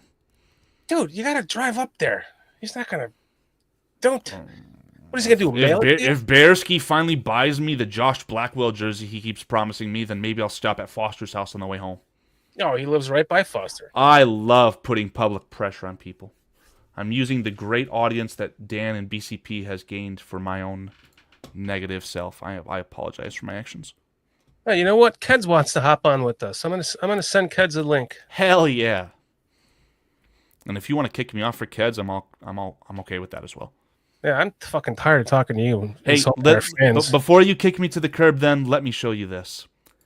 Who is our right tackle of the Chicago Bears? Our right tackle. Oh, right tackle. Yeah, right. The right tackle, Darnell Wright. I'm trying to pull up an email. Darnell Wright. Where did Darnell Wright attend college at?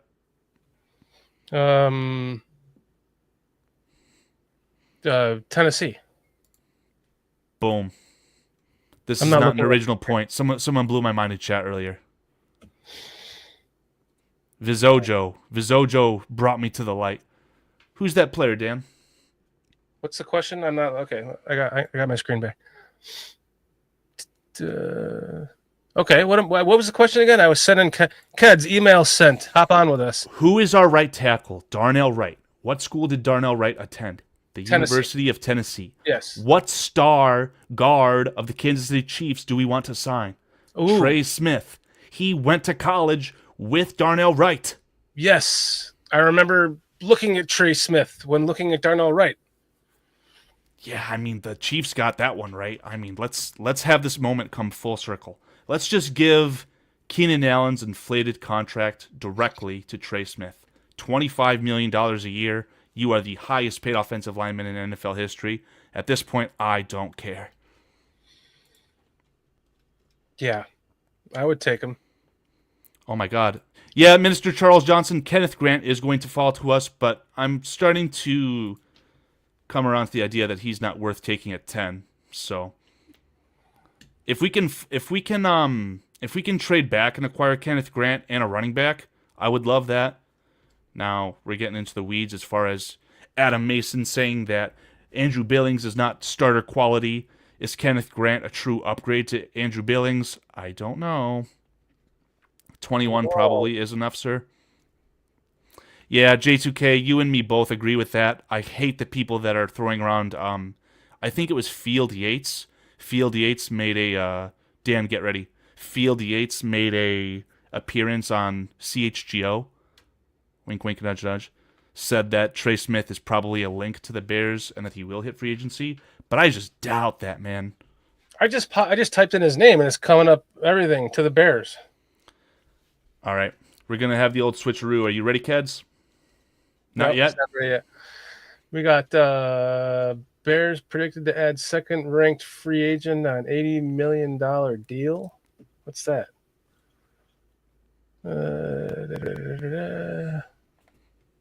Trey Smith. Wow.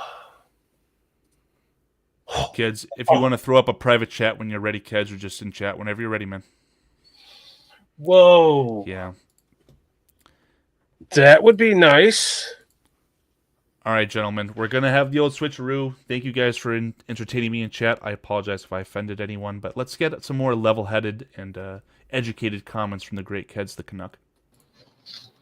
What? You know what? I want Carl in here because Carl whooped my ass in the Bears Podcaster League, you motherfucker. Hey, that was a close one. It was because Aldo had that poorly configured league, man. What's up with them defenses, though? What was up? I know. I lost. Dan, do you know anything about fantasy football? No, I don't play it. You know that. If your running back scores 40 points in fantasy, that'd be like when Alvin Kamara scored 6 touchdowns, okay?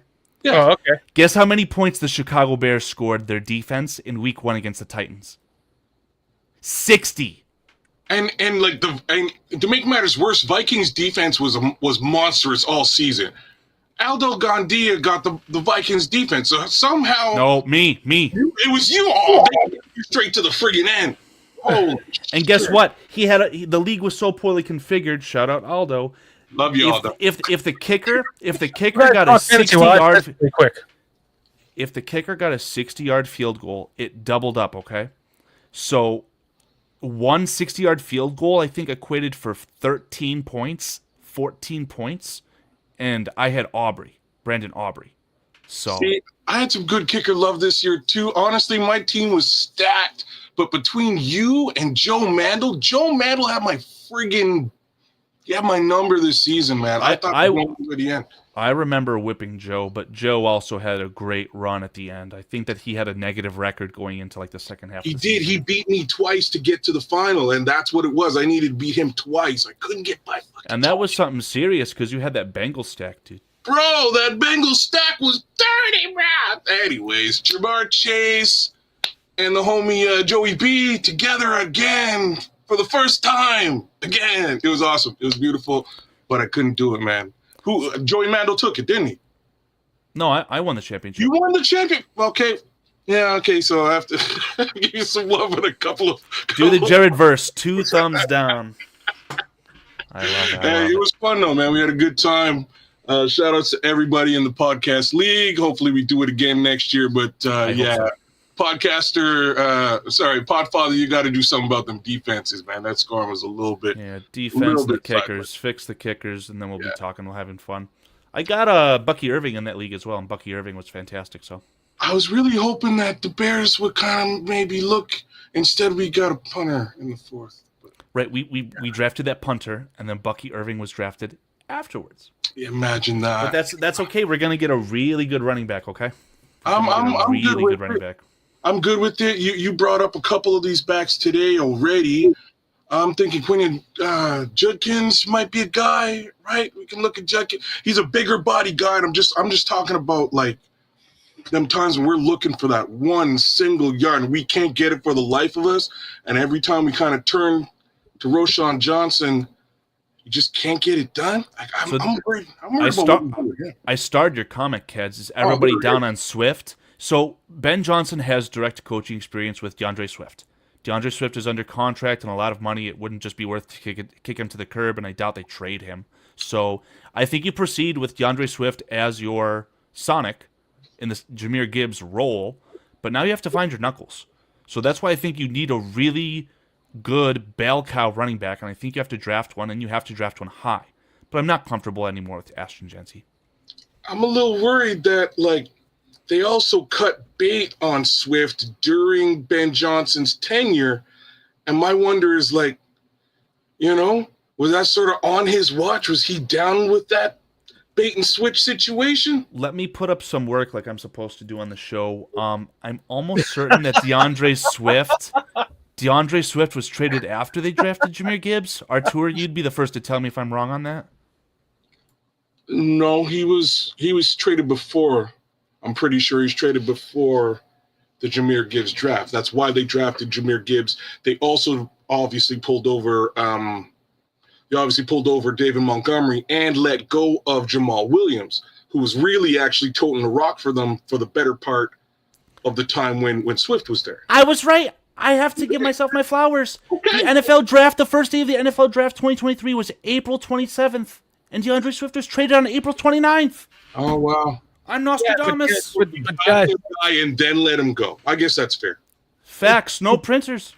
Right. Chad is asking if Swift is gone. Swift makes $7,390,000 next year. His cap hit is $9,333,333. You're not going to pay $10 million to kick someone to the curb because they're not good enough. I mean, they're not like all pro level. Are you sure? You're looking at where are you looking at, Shorty? You're looking at Spot? Yeah. I swore I looked at it the other day, and I thought it would have been. I thought they would have saved a couple of bucks if they got rid of DeAndre Swift. Last year, his base was 3.9 rounded up. His cap hit was 5.8. Okay, 7.4 rounded up, 9.3. No, you're right. He has a potential out. Jesus Christ. But if they cut him, they have to pay the 9.3 cap hit, right? And that's the Ryan Pace school of thought. That's why we're in the position we're in, why we have a general manager that a Ben Johnson wants to be, integrated with, because he's built the team and the cap situation the correct way. And you don't take a $10 million cap hit on the chin just because a guy isn't an all-pro level. I think that you literally use DeAndre Swift as your running back 1. Imagine him in a more healthy role as a running back 2. He'd be, he'd have more juice, so to speak. Yeah, he needs to be in an actual committee. So they have to draft somebody. And my thoughts is you find another guy who can actually tote the rock, power, north-south power. Not to be Marion Hampton. I haven't watched Hampton yet. What are you seeing in Hampton? Bro, I only watched one highlight video at 2 a.m. when I couldn't sleep, okay? But again, I don't know if you saw this when I said it live on stream. If there was ever a player who had a play that resembled what Walter Payton's career was, I'll see if I can throw it up on the screen. I'm sure it won't. Dan, do you think it'll be okay? It'll probably be a hit. What if it's like 3 seconds muted and it's not full screen? That might be okay. Okay, let me see if I can find it. What's up, Ricky Leahy? I'll digress on that for right now. Oh, Ricky Leahy, my Canadian. What it do, brother? Hey, man. Sorry, I keep talking. I'm just saying, shout outs to the chat. You guys are keeping it popping over there. Kind of figured I'd jump in, give Shorty a little bit of a solid here. Been a minute since I've been on BCP. And, shout out to PJ and Foster. Foster, where you at, bro? What's going on with your system? I do IT shit too, man. You could always holler at a brother. Oh, my God. Man. Yeah, man. You got 2 IT heads in here, and Foster's claiming he's got tech issues? What's up with that? I don't know, man. I don't know. It's just his excuse to get off the show. Anyway. Minister Charles Johnson saying, you guys are killing me wanting to draft a running back before drafting someone to block for him. No, I didn't say before. I don't want these guys at 10. You know what I mean? I want to, personally, I'll be honest with you. I want a running back in the 4th round. Like if we got to jump up to the 3rd to get a really solid guy, I won't be mad. And we got Keds, what do we have? What do we have as far as draft capital this year, Keds? Do you know whose 2nd round pick we have? We have the Panthers' 2nd round pick. Carolina's, yes. Don't you want to squeeze the lemon, like metaphorically, and really stick it to the Panthers with that trade? You don't want to just draft a boring lineman with the Panthers pick. You want to have an impact player. That might be where you get your running back. Are you guys not already looking at the draft? A little bit, yes, sir. I did a mock draft with Adam Mason last week on BCP. Okay, so by all things I'm hearing, this is not an offensive line heavy draft. Your sweet spot is guards. The 2nd, 3rd round. Yeah, yes, it is not top end in the sense that you're not going to get any all pro tackles, right? We're talking about Will Campbell, who's got short arms, who could potentially be a guard, and you've got Calvin Banks, who's the best tackle as a pure tackle prospect, but isn't an all pro level off the jump, right? There's no Joe Alt in this class. So where does a Will Campbell go? He's going to go, in my opinion, top 10 out of necessity. Someone's going to reach. I just pray to God it isn't the Bears. Yeah. So yeah. Well, not all the way. They still need to get some talent. They shouldn't go from 10 to 30. No, if you go back into the teens, that's probably a really good way. If you can pick up a late 2nd and early 3rd, that's where that value for the offensive line and specifically interior offensive line is. That's exactly what I would do, right? I would trade back to in and around the teens. Worst case scenario, like early 20s, get something in the 2nd, not even a 3rd. I wouldn't even consider a 3rd. It'd have to be a 2nd, mid-round 2nd. Now we've got 3 seconds to really double dip at the guard position. Maybe get you that running back or an edge rusher. That's how I would look at it. I don't know about y'all. But while I'm scrambling to get this Romarian Hampton clip up for you guys can debate me on this. Would you guys feel comfortable starting 2 rookie offensive linemen next year for the Chicago Bears? In this scenario, no. Any scenario. You can have the argument be you draft your guard at 10 and you draft another guard in the 2nd round. I don't care what the argument is, but just from a philosophy standpoint, would you feel comfortable starting 2 rookies on the offensive line next year? I would have no problems with it as long as they can beat out a veteran in front of them, right? I would actually be looking at, because where the problems in free agency last time around was really, and I hate to say this, shout out to you, Keenan Allen, because I'm about to throw darts at you. We got we double dipped at the wide receiver position and also threw capital at it with the 4th round pick. Probably could have waited, just got a wide receiver and got somebody in the 4th round with the extra 4th round pick instead of getting rid of it. So yeah, remember you were talking about if we nitpick on them Ryan Poles moves, it would look like he sucked. I'm right there. I'm fine with him being here now at this point. I got to live with it. He got the guy to basically save his ass for the course of the next season. That's where I am. Ben Johnson is going to keep game real for Ryan Poles over the next season. If we're able to do a little bit better than we did this season, Ryan Poles will be extended. Contracts will be lined up. If you noticed in all these conversations, they kind of avoided the Ryan Poles, Ben Johnson contract alignment question. Like, I don't know if you saw the Kevin Warren. Who was he with? Yeah. I think he was with Waddle and Sylvie, but he said we don't talk about players' our contracts, employees' contracts. Don't pay any attention to that, is what he said. He said, y'all shouldn't be paying any attention to the contract. So I have a feeling he's at least up, he at least has to the end of the year. Brad Biggs came out this morning, said he probably has till 2026. Even then, that's not aligned with Ben Johnson. Ben Johnson is coming in today. He's likely got 4 years, if not longer. So they're going to want to re-up on Ryan, and they have to evaluate him. So right now, it's do or die. You got to fix these lines now. That's why I was so in favor of retaining Ryan Poles, because I didn't want there to be any shadow of a doubt regarding Caleb Williams, okay? So ideally, if the Bears were going about this the way that I'd prefer, you would have the contract where Caleb Williams' 5th-year option comes up in the exact same timeline. Ryan Poles' contract has to expire. Ben Johnson's contract has to expire. That's where you wipe the slate clean if this doesn't work out. But they've aligned it, hopefully, to where it does, and they won't have to worry about that. What I love about that is that he's basically saying, don't worry about that. It's none of your business. And he's right. We don't really, as a fan base, need to know what Ryan Poles' contract is and how many years he has on it, because all he's doing is giving us fuel for the fire. And if we can suppress the fire a little bit and keep that information out of the fans' heads and the media's heads, I'm all for that shit. Yeah. Let me throw this up on the screen, guys, before this gets lost in the sauce. Do it.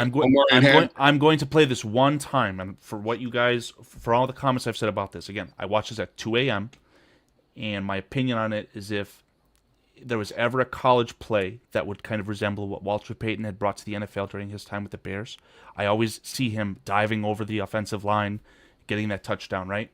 This is kind of what I see. And I'm not comparing the two players, but again, this is like the absolute best case. I'm going to play it one time and then pull it real fast. Ready, guys?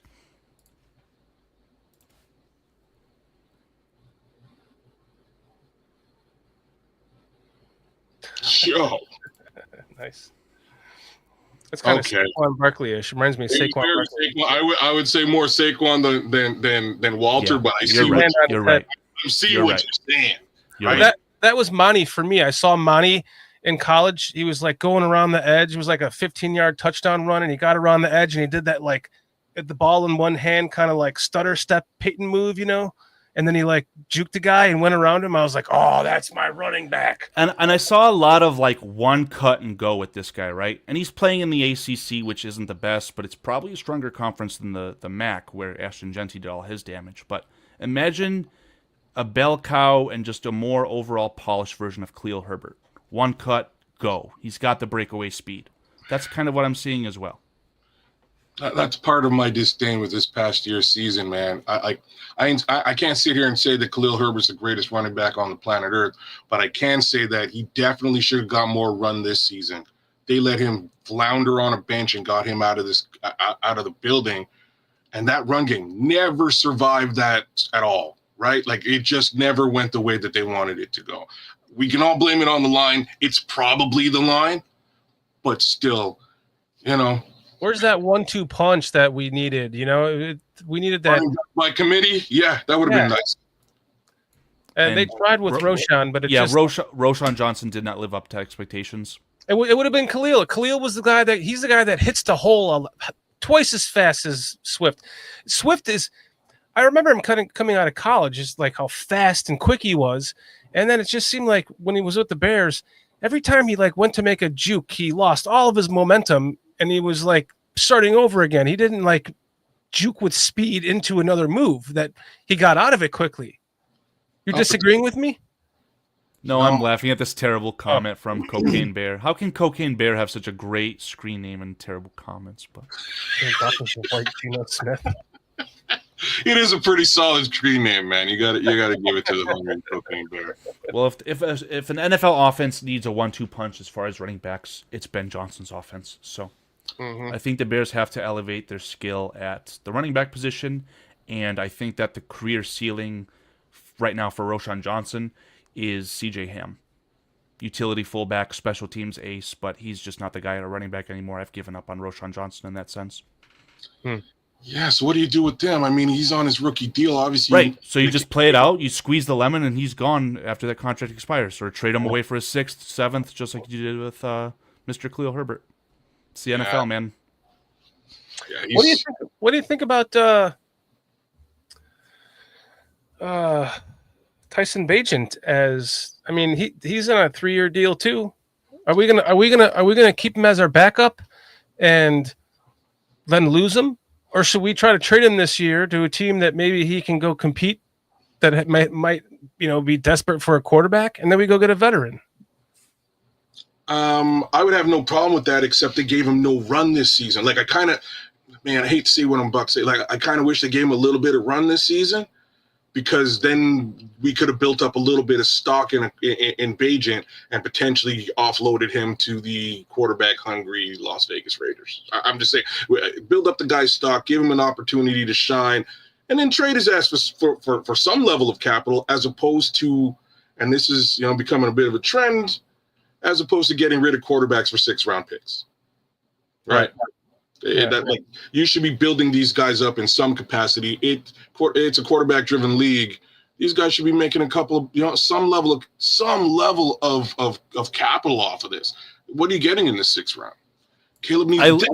That's what I was about. I literally wrote this down in a notepad. I want you guys to get this point out, but it's so important. I think that one of the most important positions that the Bears need to fill is the veteran quarterback, backup, 3rd string. It's almost mission critical at that point. You need a veteran. I was about to go down this road. Facts. Hey, shout out to you, dog.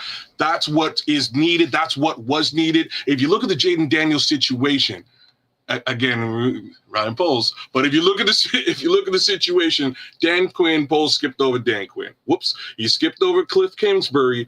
Whoops. But the other thing he skipped over was getting some level of a mentor quarterback, veteran quarterback that Caleb Williams can look to and know, hey, you've done this before. What am I doing wrong? Right? Like, how did you do that in the system that you were in before? These are commonsensical questions that anybody would ask in any job with a mentor. Caleb just flat out didn't have one. So who's that guy? Keds, how perfect of an heir apparent to Jaden Daniels is to Marcus Mariota. Yeah, exactly. Highly drafted, kind of flamed out, of course, right? But he had all-pro level success with the Titans. Slender, running first-ish, running after the first read-ish. That is a magnificent, underrated piece that the Redskins went out and did. Kudos to them. So who would be a viable comp? Like a veteran QB would be a viable comp for Caleb Williams for them to bring in and play mentor. If Baker Mayfield flamed out, it'd be him. First overall pick. Good look, actually, but he's spicy, aggressive, but I don't know right now. I don't have that answer.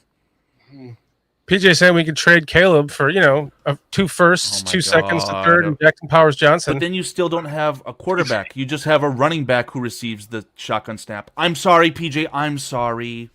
You're still there, eh, Peach? I miss you, blood. I miss you. Okay, so we're not getting rid of Caleb. He's gonna be here for the long haul. The question is, how do we build? How does Ryan Poles build the infrastructure around him? That's really my beef with the whole retain Ryan situation. It was the infrastructure around Caleb Williams. You decided to make the draft. Cool. I wasn't with it before. I got with it. Where's the infrastructure, dog? You didn't get the right coach, you didn't get the right OC, and you didn't provide the guy with an offensive line, nor did you provide him with a mentor. So that's what this offseason needs to be. We got the head coach who is an OC. So 2 birds killed with 1 stone. Sweet. I got a bad idea. I don't know if I'm gonna like saying this. Do it. We're talking about a first overall quarterback with a big arm who is in a mentorship role at this point of his career. Jameis Winston. You know what? Bring him. I love him. I hate to say this. I love the guy. Last year, especially, it has a lot to do with fantasy football. But watching. Oh my God, me and PJ are on the same exact wavelength, and it's scary. He does have the best sound bites. Listening to him, he is just a beam of positivity. He throws up ducks all day long, mind you. We could all agree to that. But my guy is so bloody positive. I think he'd play a great mentor role at this point in his career. And J2K immediately dispels that. He says that Winston is not a mentor. I'm going to let you go. But I can't necessarily argue with it, but he's so positive, though. What a positive guy, man. Praise God, I'm out here playing football. He's just so happy and pleased with it. I couldn't take that away from him. The first couple of, when I heard he was starting out for the Browns, I was like, oh no, it's gonna be just an interception-laden season now, which it was. But at the end of the day, he was out there actually making some decent yardage. A guy I would love to get if he was somehow on the market is the wide receiver over to Jerry Jeudy, man. Jerry Judy's serious, though. There's no way that he leaves. They traded for him, and he's a Pro Bowler, right? I know. I'm kind of dreaming now. But is he a speed guy, really? He's just a damn good wide receiver, right? Damn good across the board. Mismanaged, misused. So one of my favorite football players of all time, not just wide receivers, is Steve Smith. And I will never get over Steve Smith calling Jerry Jeudy a jag. I love that from him. So Jerry Jeudy will always have that jag label for me. That's fair. You have to understand Steve Smith, though. The reason why when Steve Smith gets in your ass like that, it's not even necessarily that he means to say it. Is that he's trying to get in your ass, right? Like, be a guy, bro. Be the man that he thinks you can actually be. He's trying to light a fire under Jerry Jeudy. And I'll be frank here, I think he did. Because Jerry Jeudy had a season of a lifetime this year. Yeah, it's a really good roundabout thought process there. I appreciate that and respect it. You're absolutely right. It's true. It's just the way Steve Smith is just fire, right? He's what a wide receiver is supposed to be. He's not even tall. He's short. He's got short man syndrome. He's angry 90% of the time. You know what I mean? He's short man syndrome in a good way. It's just not a Jay Glazer situation. Everyone's catching darts, like you said. I'm sorry. I'm in my bag today. I'll never get over Steve Smith. I think it was in the playoffs. He caught that long bomb, however many he caught from Delhomme, went across the back of the end zone, jumped on the goalpost like a firefighter. I love that. I love Steve Smith. That guy was just fire, man. But that's what you need. And I'll be honest with you. I've been saying stuff like this about Tyrique all season. Tyrique got that fire. As much as everybody's, hating on him for one reason or the next, considering the whole Hail Mary and his demeanor and attitude and all of that, I got to give him a little bit of props because the Chicago Bears have kind of strayed away from guys with fire, from dogs, right? They really have.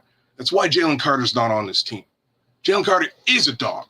Might not be the most positive human being in the world. You know what I'm saying? Like, let's be real. But on the football field, put him on the field, that's a dog. No questions. We kind of lean towards good guys. And I think we got to get out of that mindset. We got to get more in BJ we trust. Yeah, I trust in BJ too. What? Well, to Cliff's point, I mean, maybe these guys like Jalen Carter or these murderers, these convicts, maybe if we just give them a good BJ, they'll be a fit for the Bears. I've got nothing for this.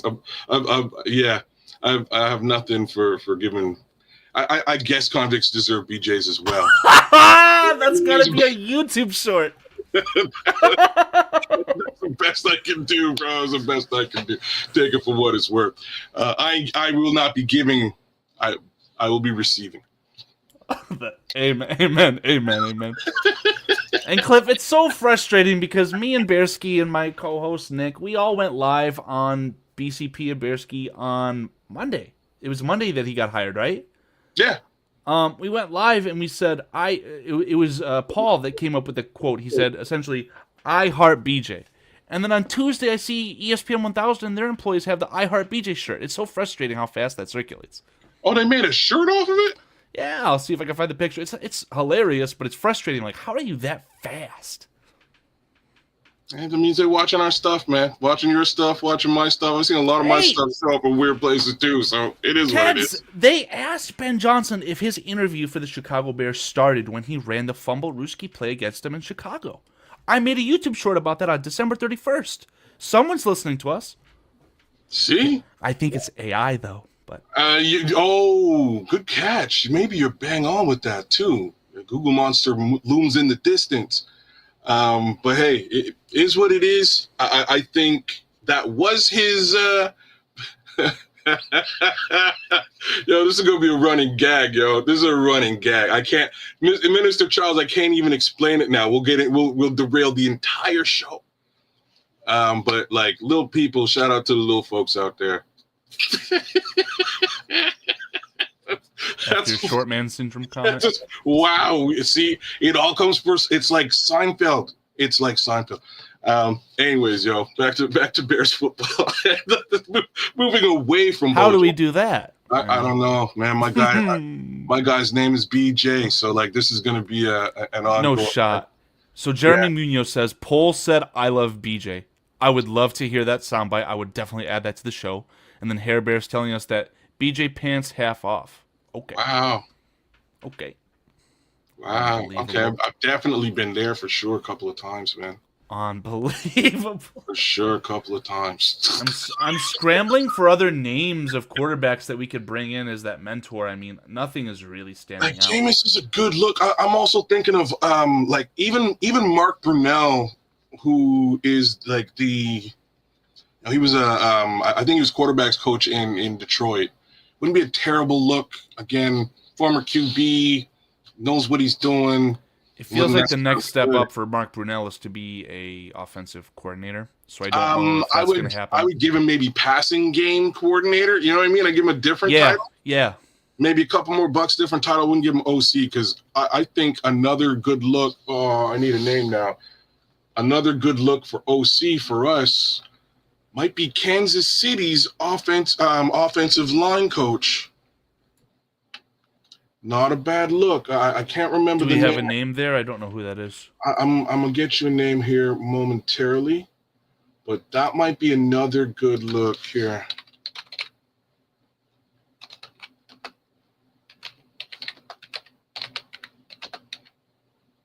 Andy Heck? Andy Heck. Matt Nagy.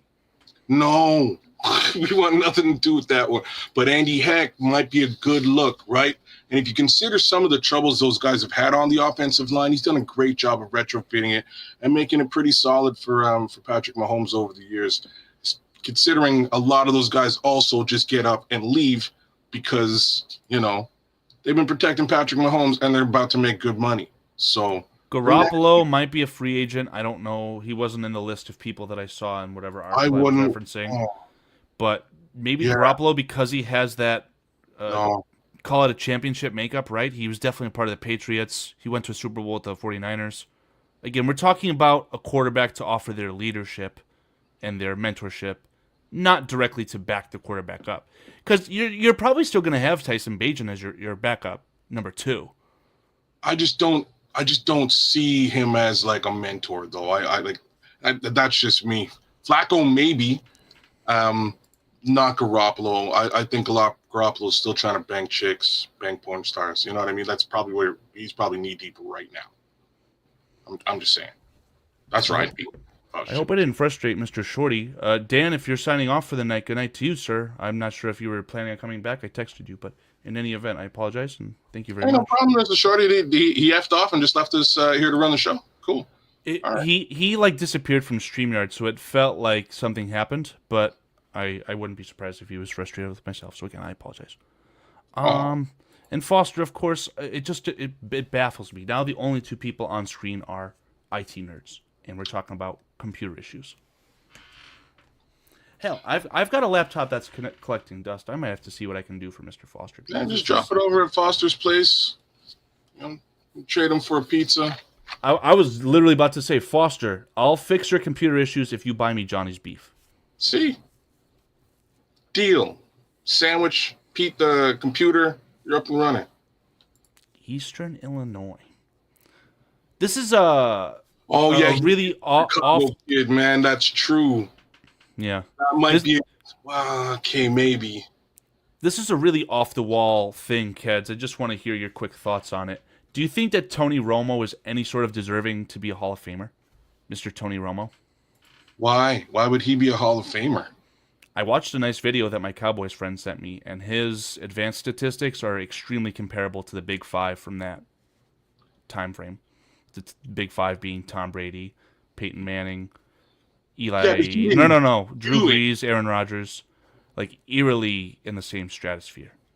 Yeah, so no, I would say absolutely not. If we're talking about a guy who kind of didn't do anything but has stats, I would say Phillip Rivers over Tony Romo all day long. Like, so yeah, when you look at the stats, Tony Romo in the time frame that was presented in the argument is much far and away better than Rivers, which blew my mind. Really? Yes. Now, I told my friend that the only consideration that you could possibly have in that scenario would start with the Dez, did he catch it, did Dez not catch it game. If Dez catches it, they have a shot at a Super Bowl. If they win that Super Bowl, now we're talking maybe a fringe argument. I still say no. Yeah, Mr. Charles Johnson, that was another point of the argument that I saw on this. It was that Romo, the place kicker holder, failed in the playoffs, not the quarterback. I think in 6 playoff games, Tony Romo only threw 2 interceptions, but I can't remember. Yeah, I wouldn't do it. Like, if we're talking, No, we're good.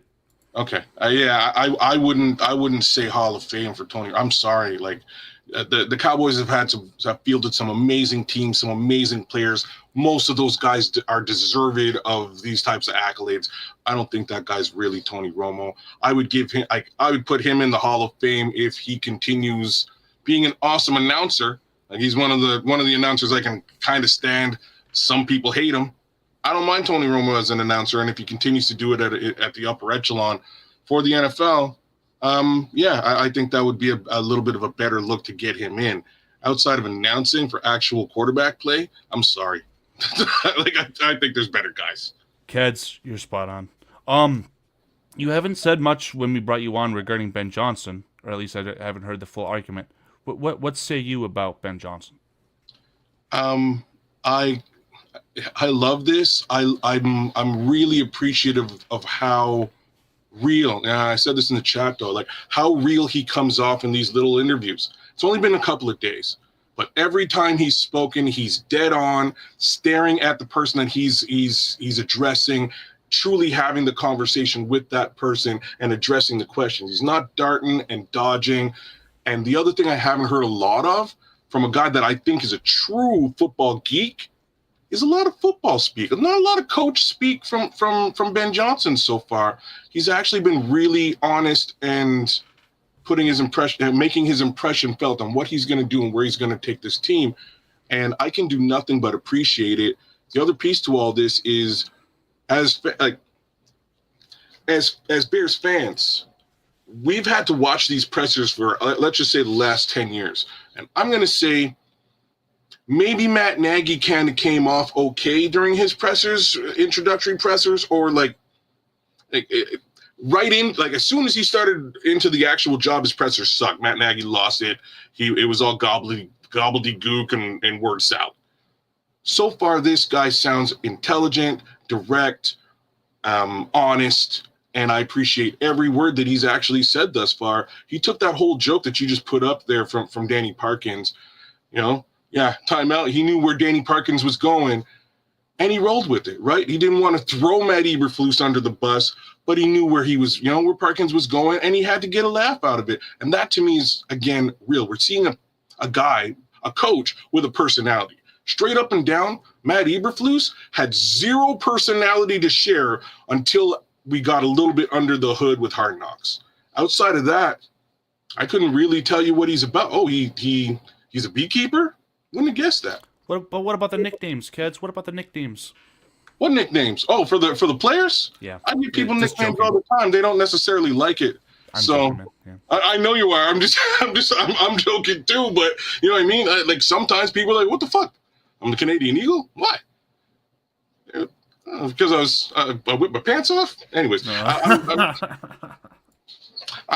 don't know. I don't know what to say, man. But like he just didn't come off like a guy with an actual, real, true to life personality. He seemed very guarded, and he's not the first guy to seem that way. They all kind of felt that way. They all felt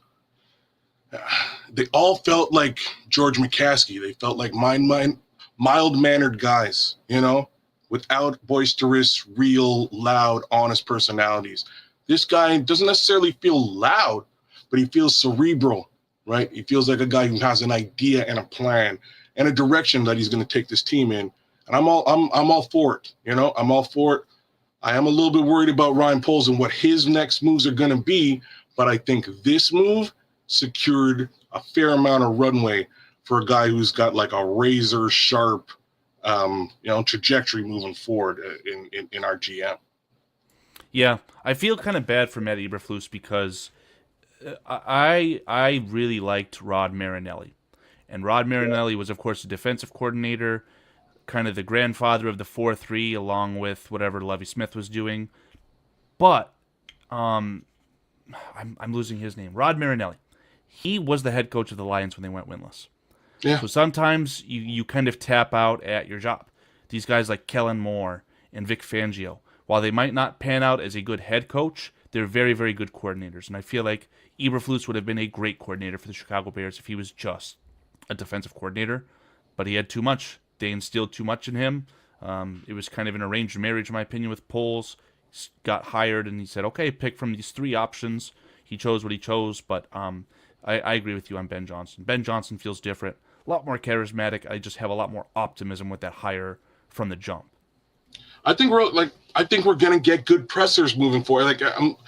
I'd like to see good football. You know, let's be honest about it. But I think we're gonna get some honest, true to life pressers where, you know, Ben Johnson comes out and he actually speaks his mind. Hey, what happened in that game? Well, I'm gonna tell you what happened. Here's what happened, as opposed to, you know, deflect, wax on, wax off. Like that's really what we've been getting for the last 10 years under all of these, you know, nameless idiots. I don't know what else to call them. But, you know, I do feel a little bit bad for Matt Eberflus. If he came in as a DC, I think it would have worked well. Just like you're saying, he didn't. He really stayed the DC for as long as he could, held on to that thing, but in the meantime was just overlooking the entire offensive operation. He missed it. No details were managed. Snaps were an issue for the first 2.5 years. You know, these are areas where you can come in and be like, hey, like, why is the ball on the ground? Like, what's up with Cody White here? Why is the ball on the ground? You don't need to be an offensive genius to have that conversation with your O-line coach, with your offensive coordinator. And to be fair to Eberflus, he did try and hire a defensive coordinator, not by name, but by trait. He tried to have Alan Williams call the plays. Yeah. It just didn't work out, obviously for external reasons that I'm not even still sure of, to this day. But Ben Johnson obviously confirmed he's going to be your offensive play caller as well. So I think that that's something that he needed to do. That's his strength, right? But I hope that it's not too much for him as a first-year head coach as far as seeing the entire operation. But I think that him bringing in someone like a Dennis Allen, maybe a Robert Saleh, if something falls through the cracks there, have previous head coaching experience and know how to handle, you know, your third, or call it, I don't know what percentage it would be, because the defense and the offense are more than just a third, but in my opinion, but that have them take care of that and have Ben Johnson focus on the offense and kind of dip his toes into the defense. And Ben Johnson made some comments about how the Bears defense gave him struggles. So if he knows what that was good against, he can say, okay, this is what I think you did well. This is what you need to emphasize, things like that. He pointed out when Andrew Billings went down, the run defense suffered. Is that indicating that the Bears are going to go interior defensive line, get better run stuffers? Maybe. I'm just not too sure. I don't know if it's too early for expectations for you, Keds, but would you say that the Chicago Bears, their new head coach, Ben Johnson, need to make the playoffs this year? No. I agree with you. Thanks for asking that question, bro. Like, straight up, Carl. Thank you. I think the whole world needs to take a deep breath. Yeah, we got our guy. He's going to do the darn job. He's also a rookie. And I said this about Caleb Williams last year. We have to give both these guys a little bit of runway to get to where they want to get to. We have to give Ryan Poles the ability to build 8-9. Cliff, 8 and 9 wins would be great. We want to see market improvement. We definitely do. Can't be an abject failure like this year or the previous year. We have to be in and around the playoffs, but not necessarily make the playoffs. The other thing here is you're bang on with the Dennis Allen. I'm not so sure about Robert Saleh as DC because he doesn't have the cachet that Allen brings to the table. Another guy who has that cachet would be Ron Rivera. What do you think of Chico? So I think that Ron Rivera got really lucky with Cam Newton, and I think that allowed him to kind of be viewed in a better light. But he had such a negative and sour end to what happened with his time with the Redskins. Literally, the majority of their draft picks from the 2023 season, so the year before this past year, they're gone. Like, they really did not do well with Ron Rivera in Washington. As a defensive coordinator, maybe he's okay, but there's something about that still makes me scared. Whether it's talent evaluation or anything else, I get the connections to Chicago. And Ron Rivera has one of my favorite quotes, and I love to poke the bear, so to speak, with Adam Mason on this. He says that figures lie and liars figure. And that's not a Ron Rivera quote, but Ron Rivera is the one who brought that to light to me. So I appreciate that. I like Ron Rivera, but I don't know if I'm ready for him to be the defensive coordinator of the Chicago Bears. So if you're basing it on the year that you're basing it, I'm with you. But if you take a little bit of a step back and you look at the fact that they just let go of Montez Sweat that year, Chase Young was pretty much fighting injury that entire season, and it was all left up to the two internal guys that they retained and the rookies to hold down that defense. Defense eventually flopped, right? So I'm not sure if I'm going to hold. I can't even hold that against Ron by way of his defensive coordination talents.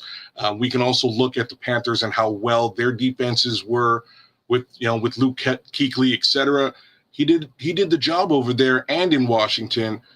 Plus, he's been to the dance, right? So, considering all that, I think he brings a little bit of a thank you, Hair Bear. Yes, cachet, man. Yes, that's the word. It's been blown up.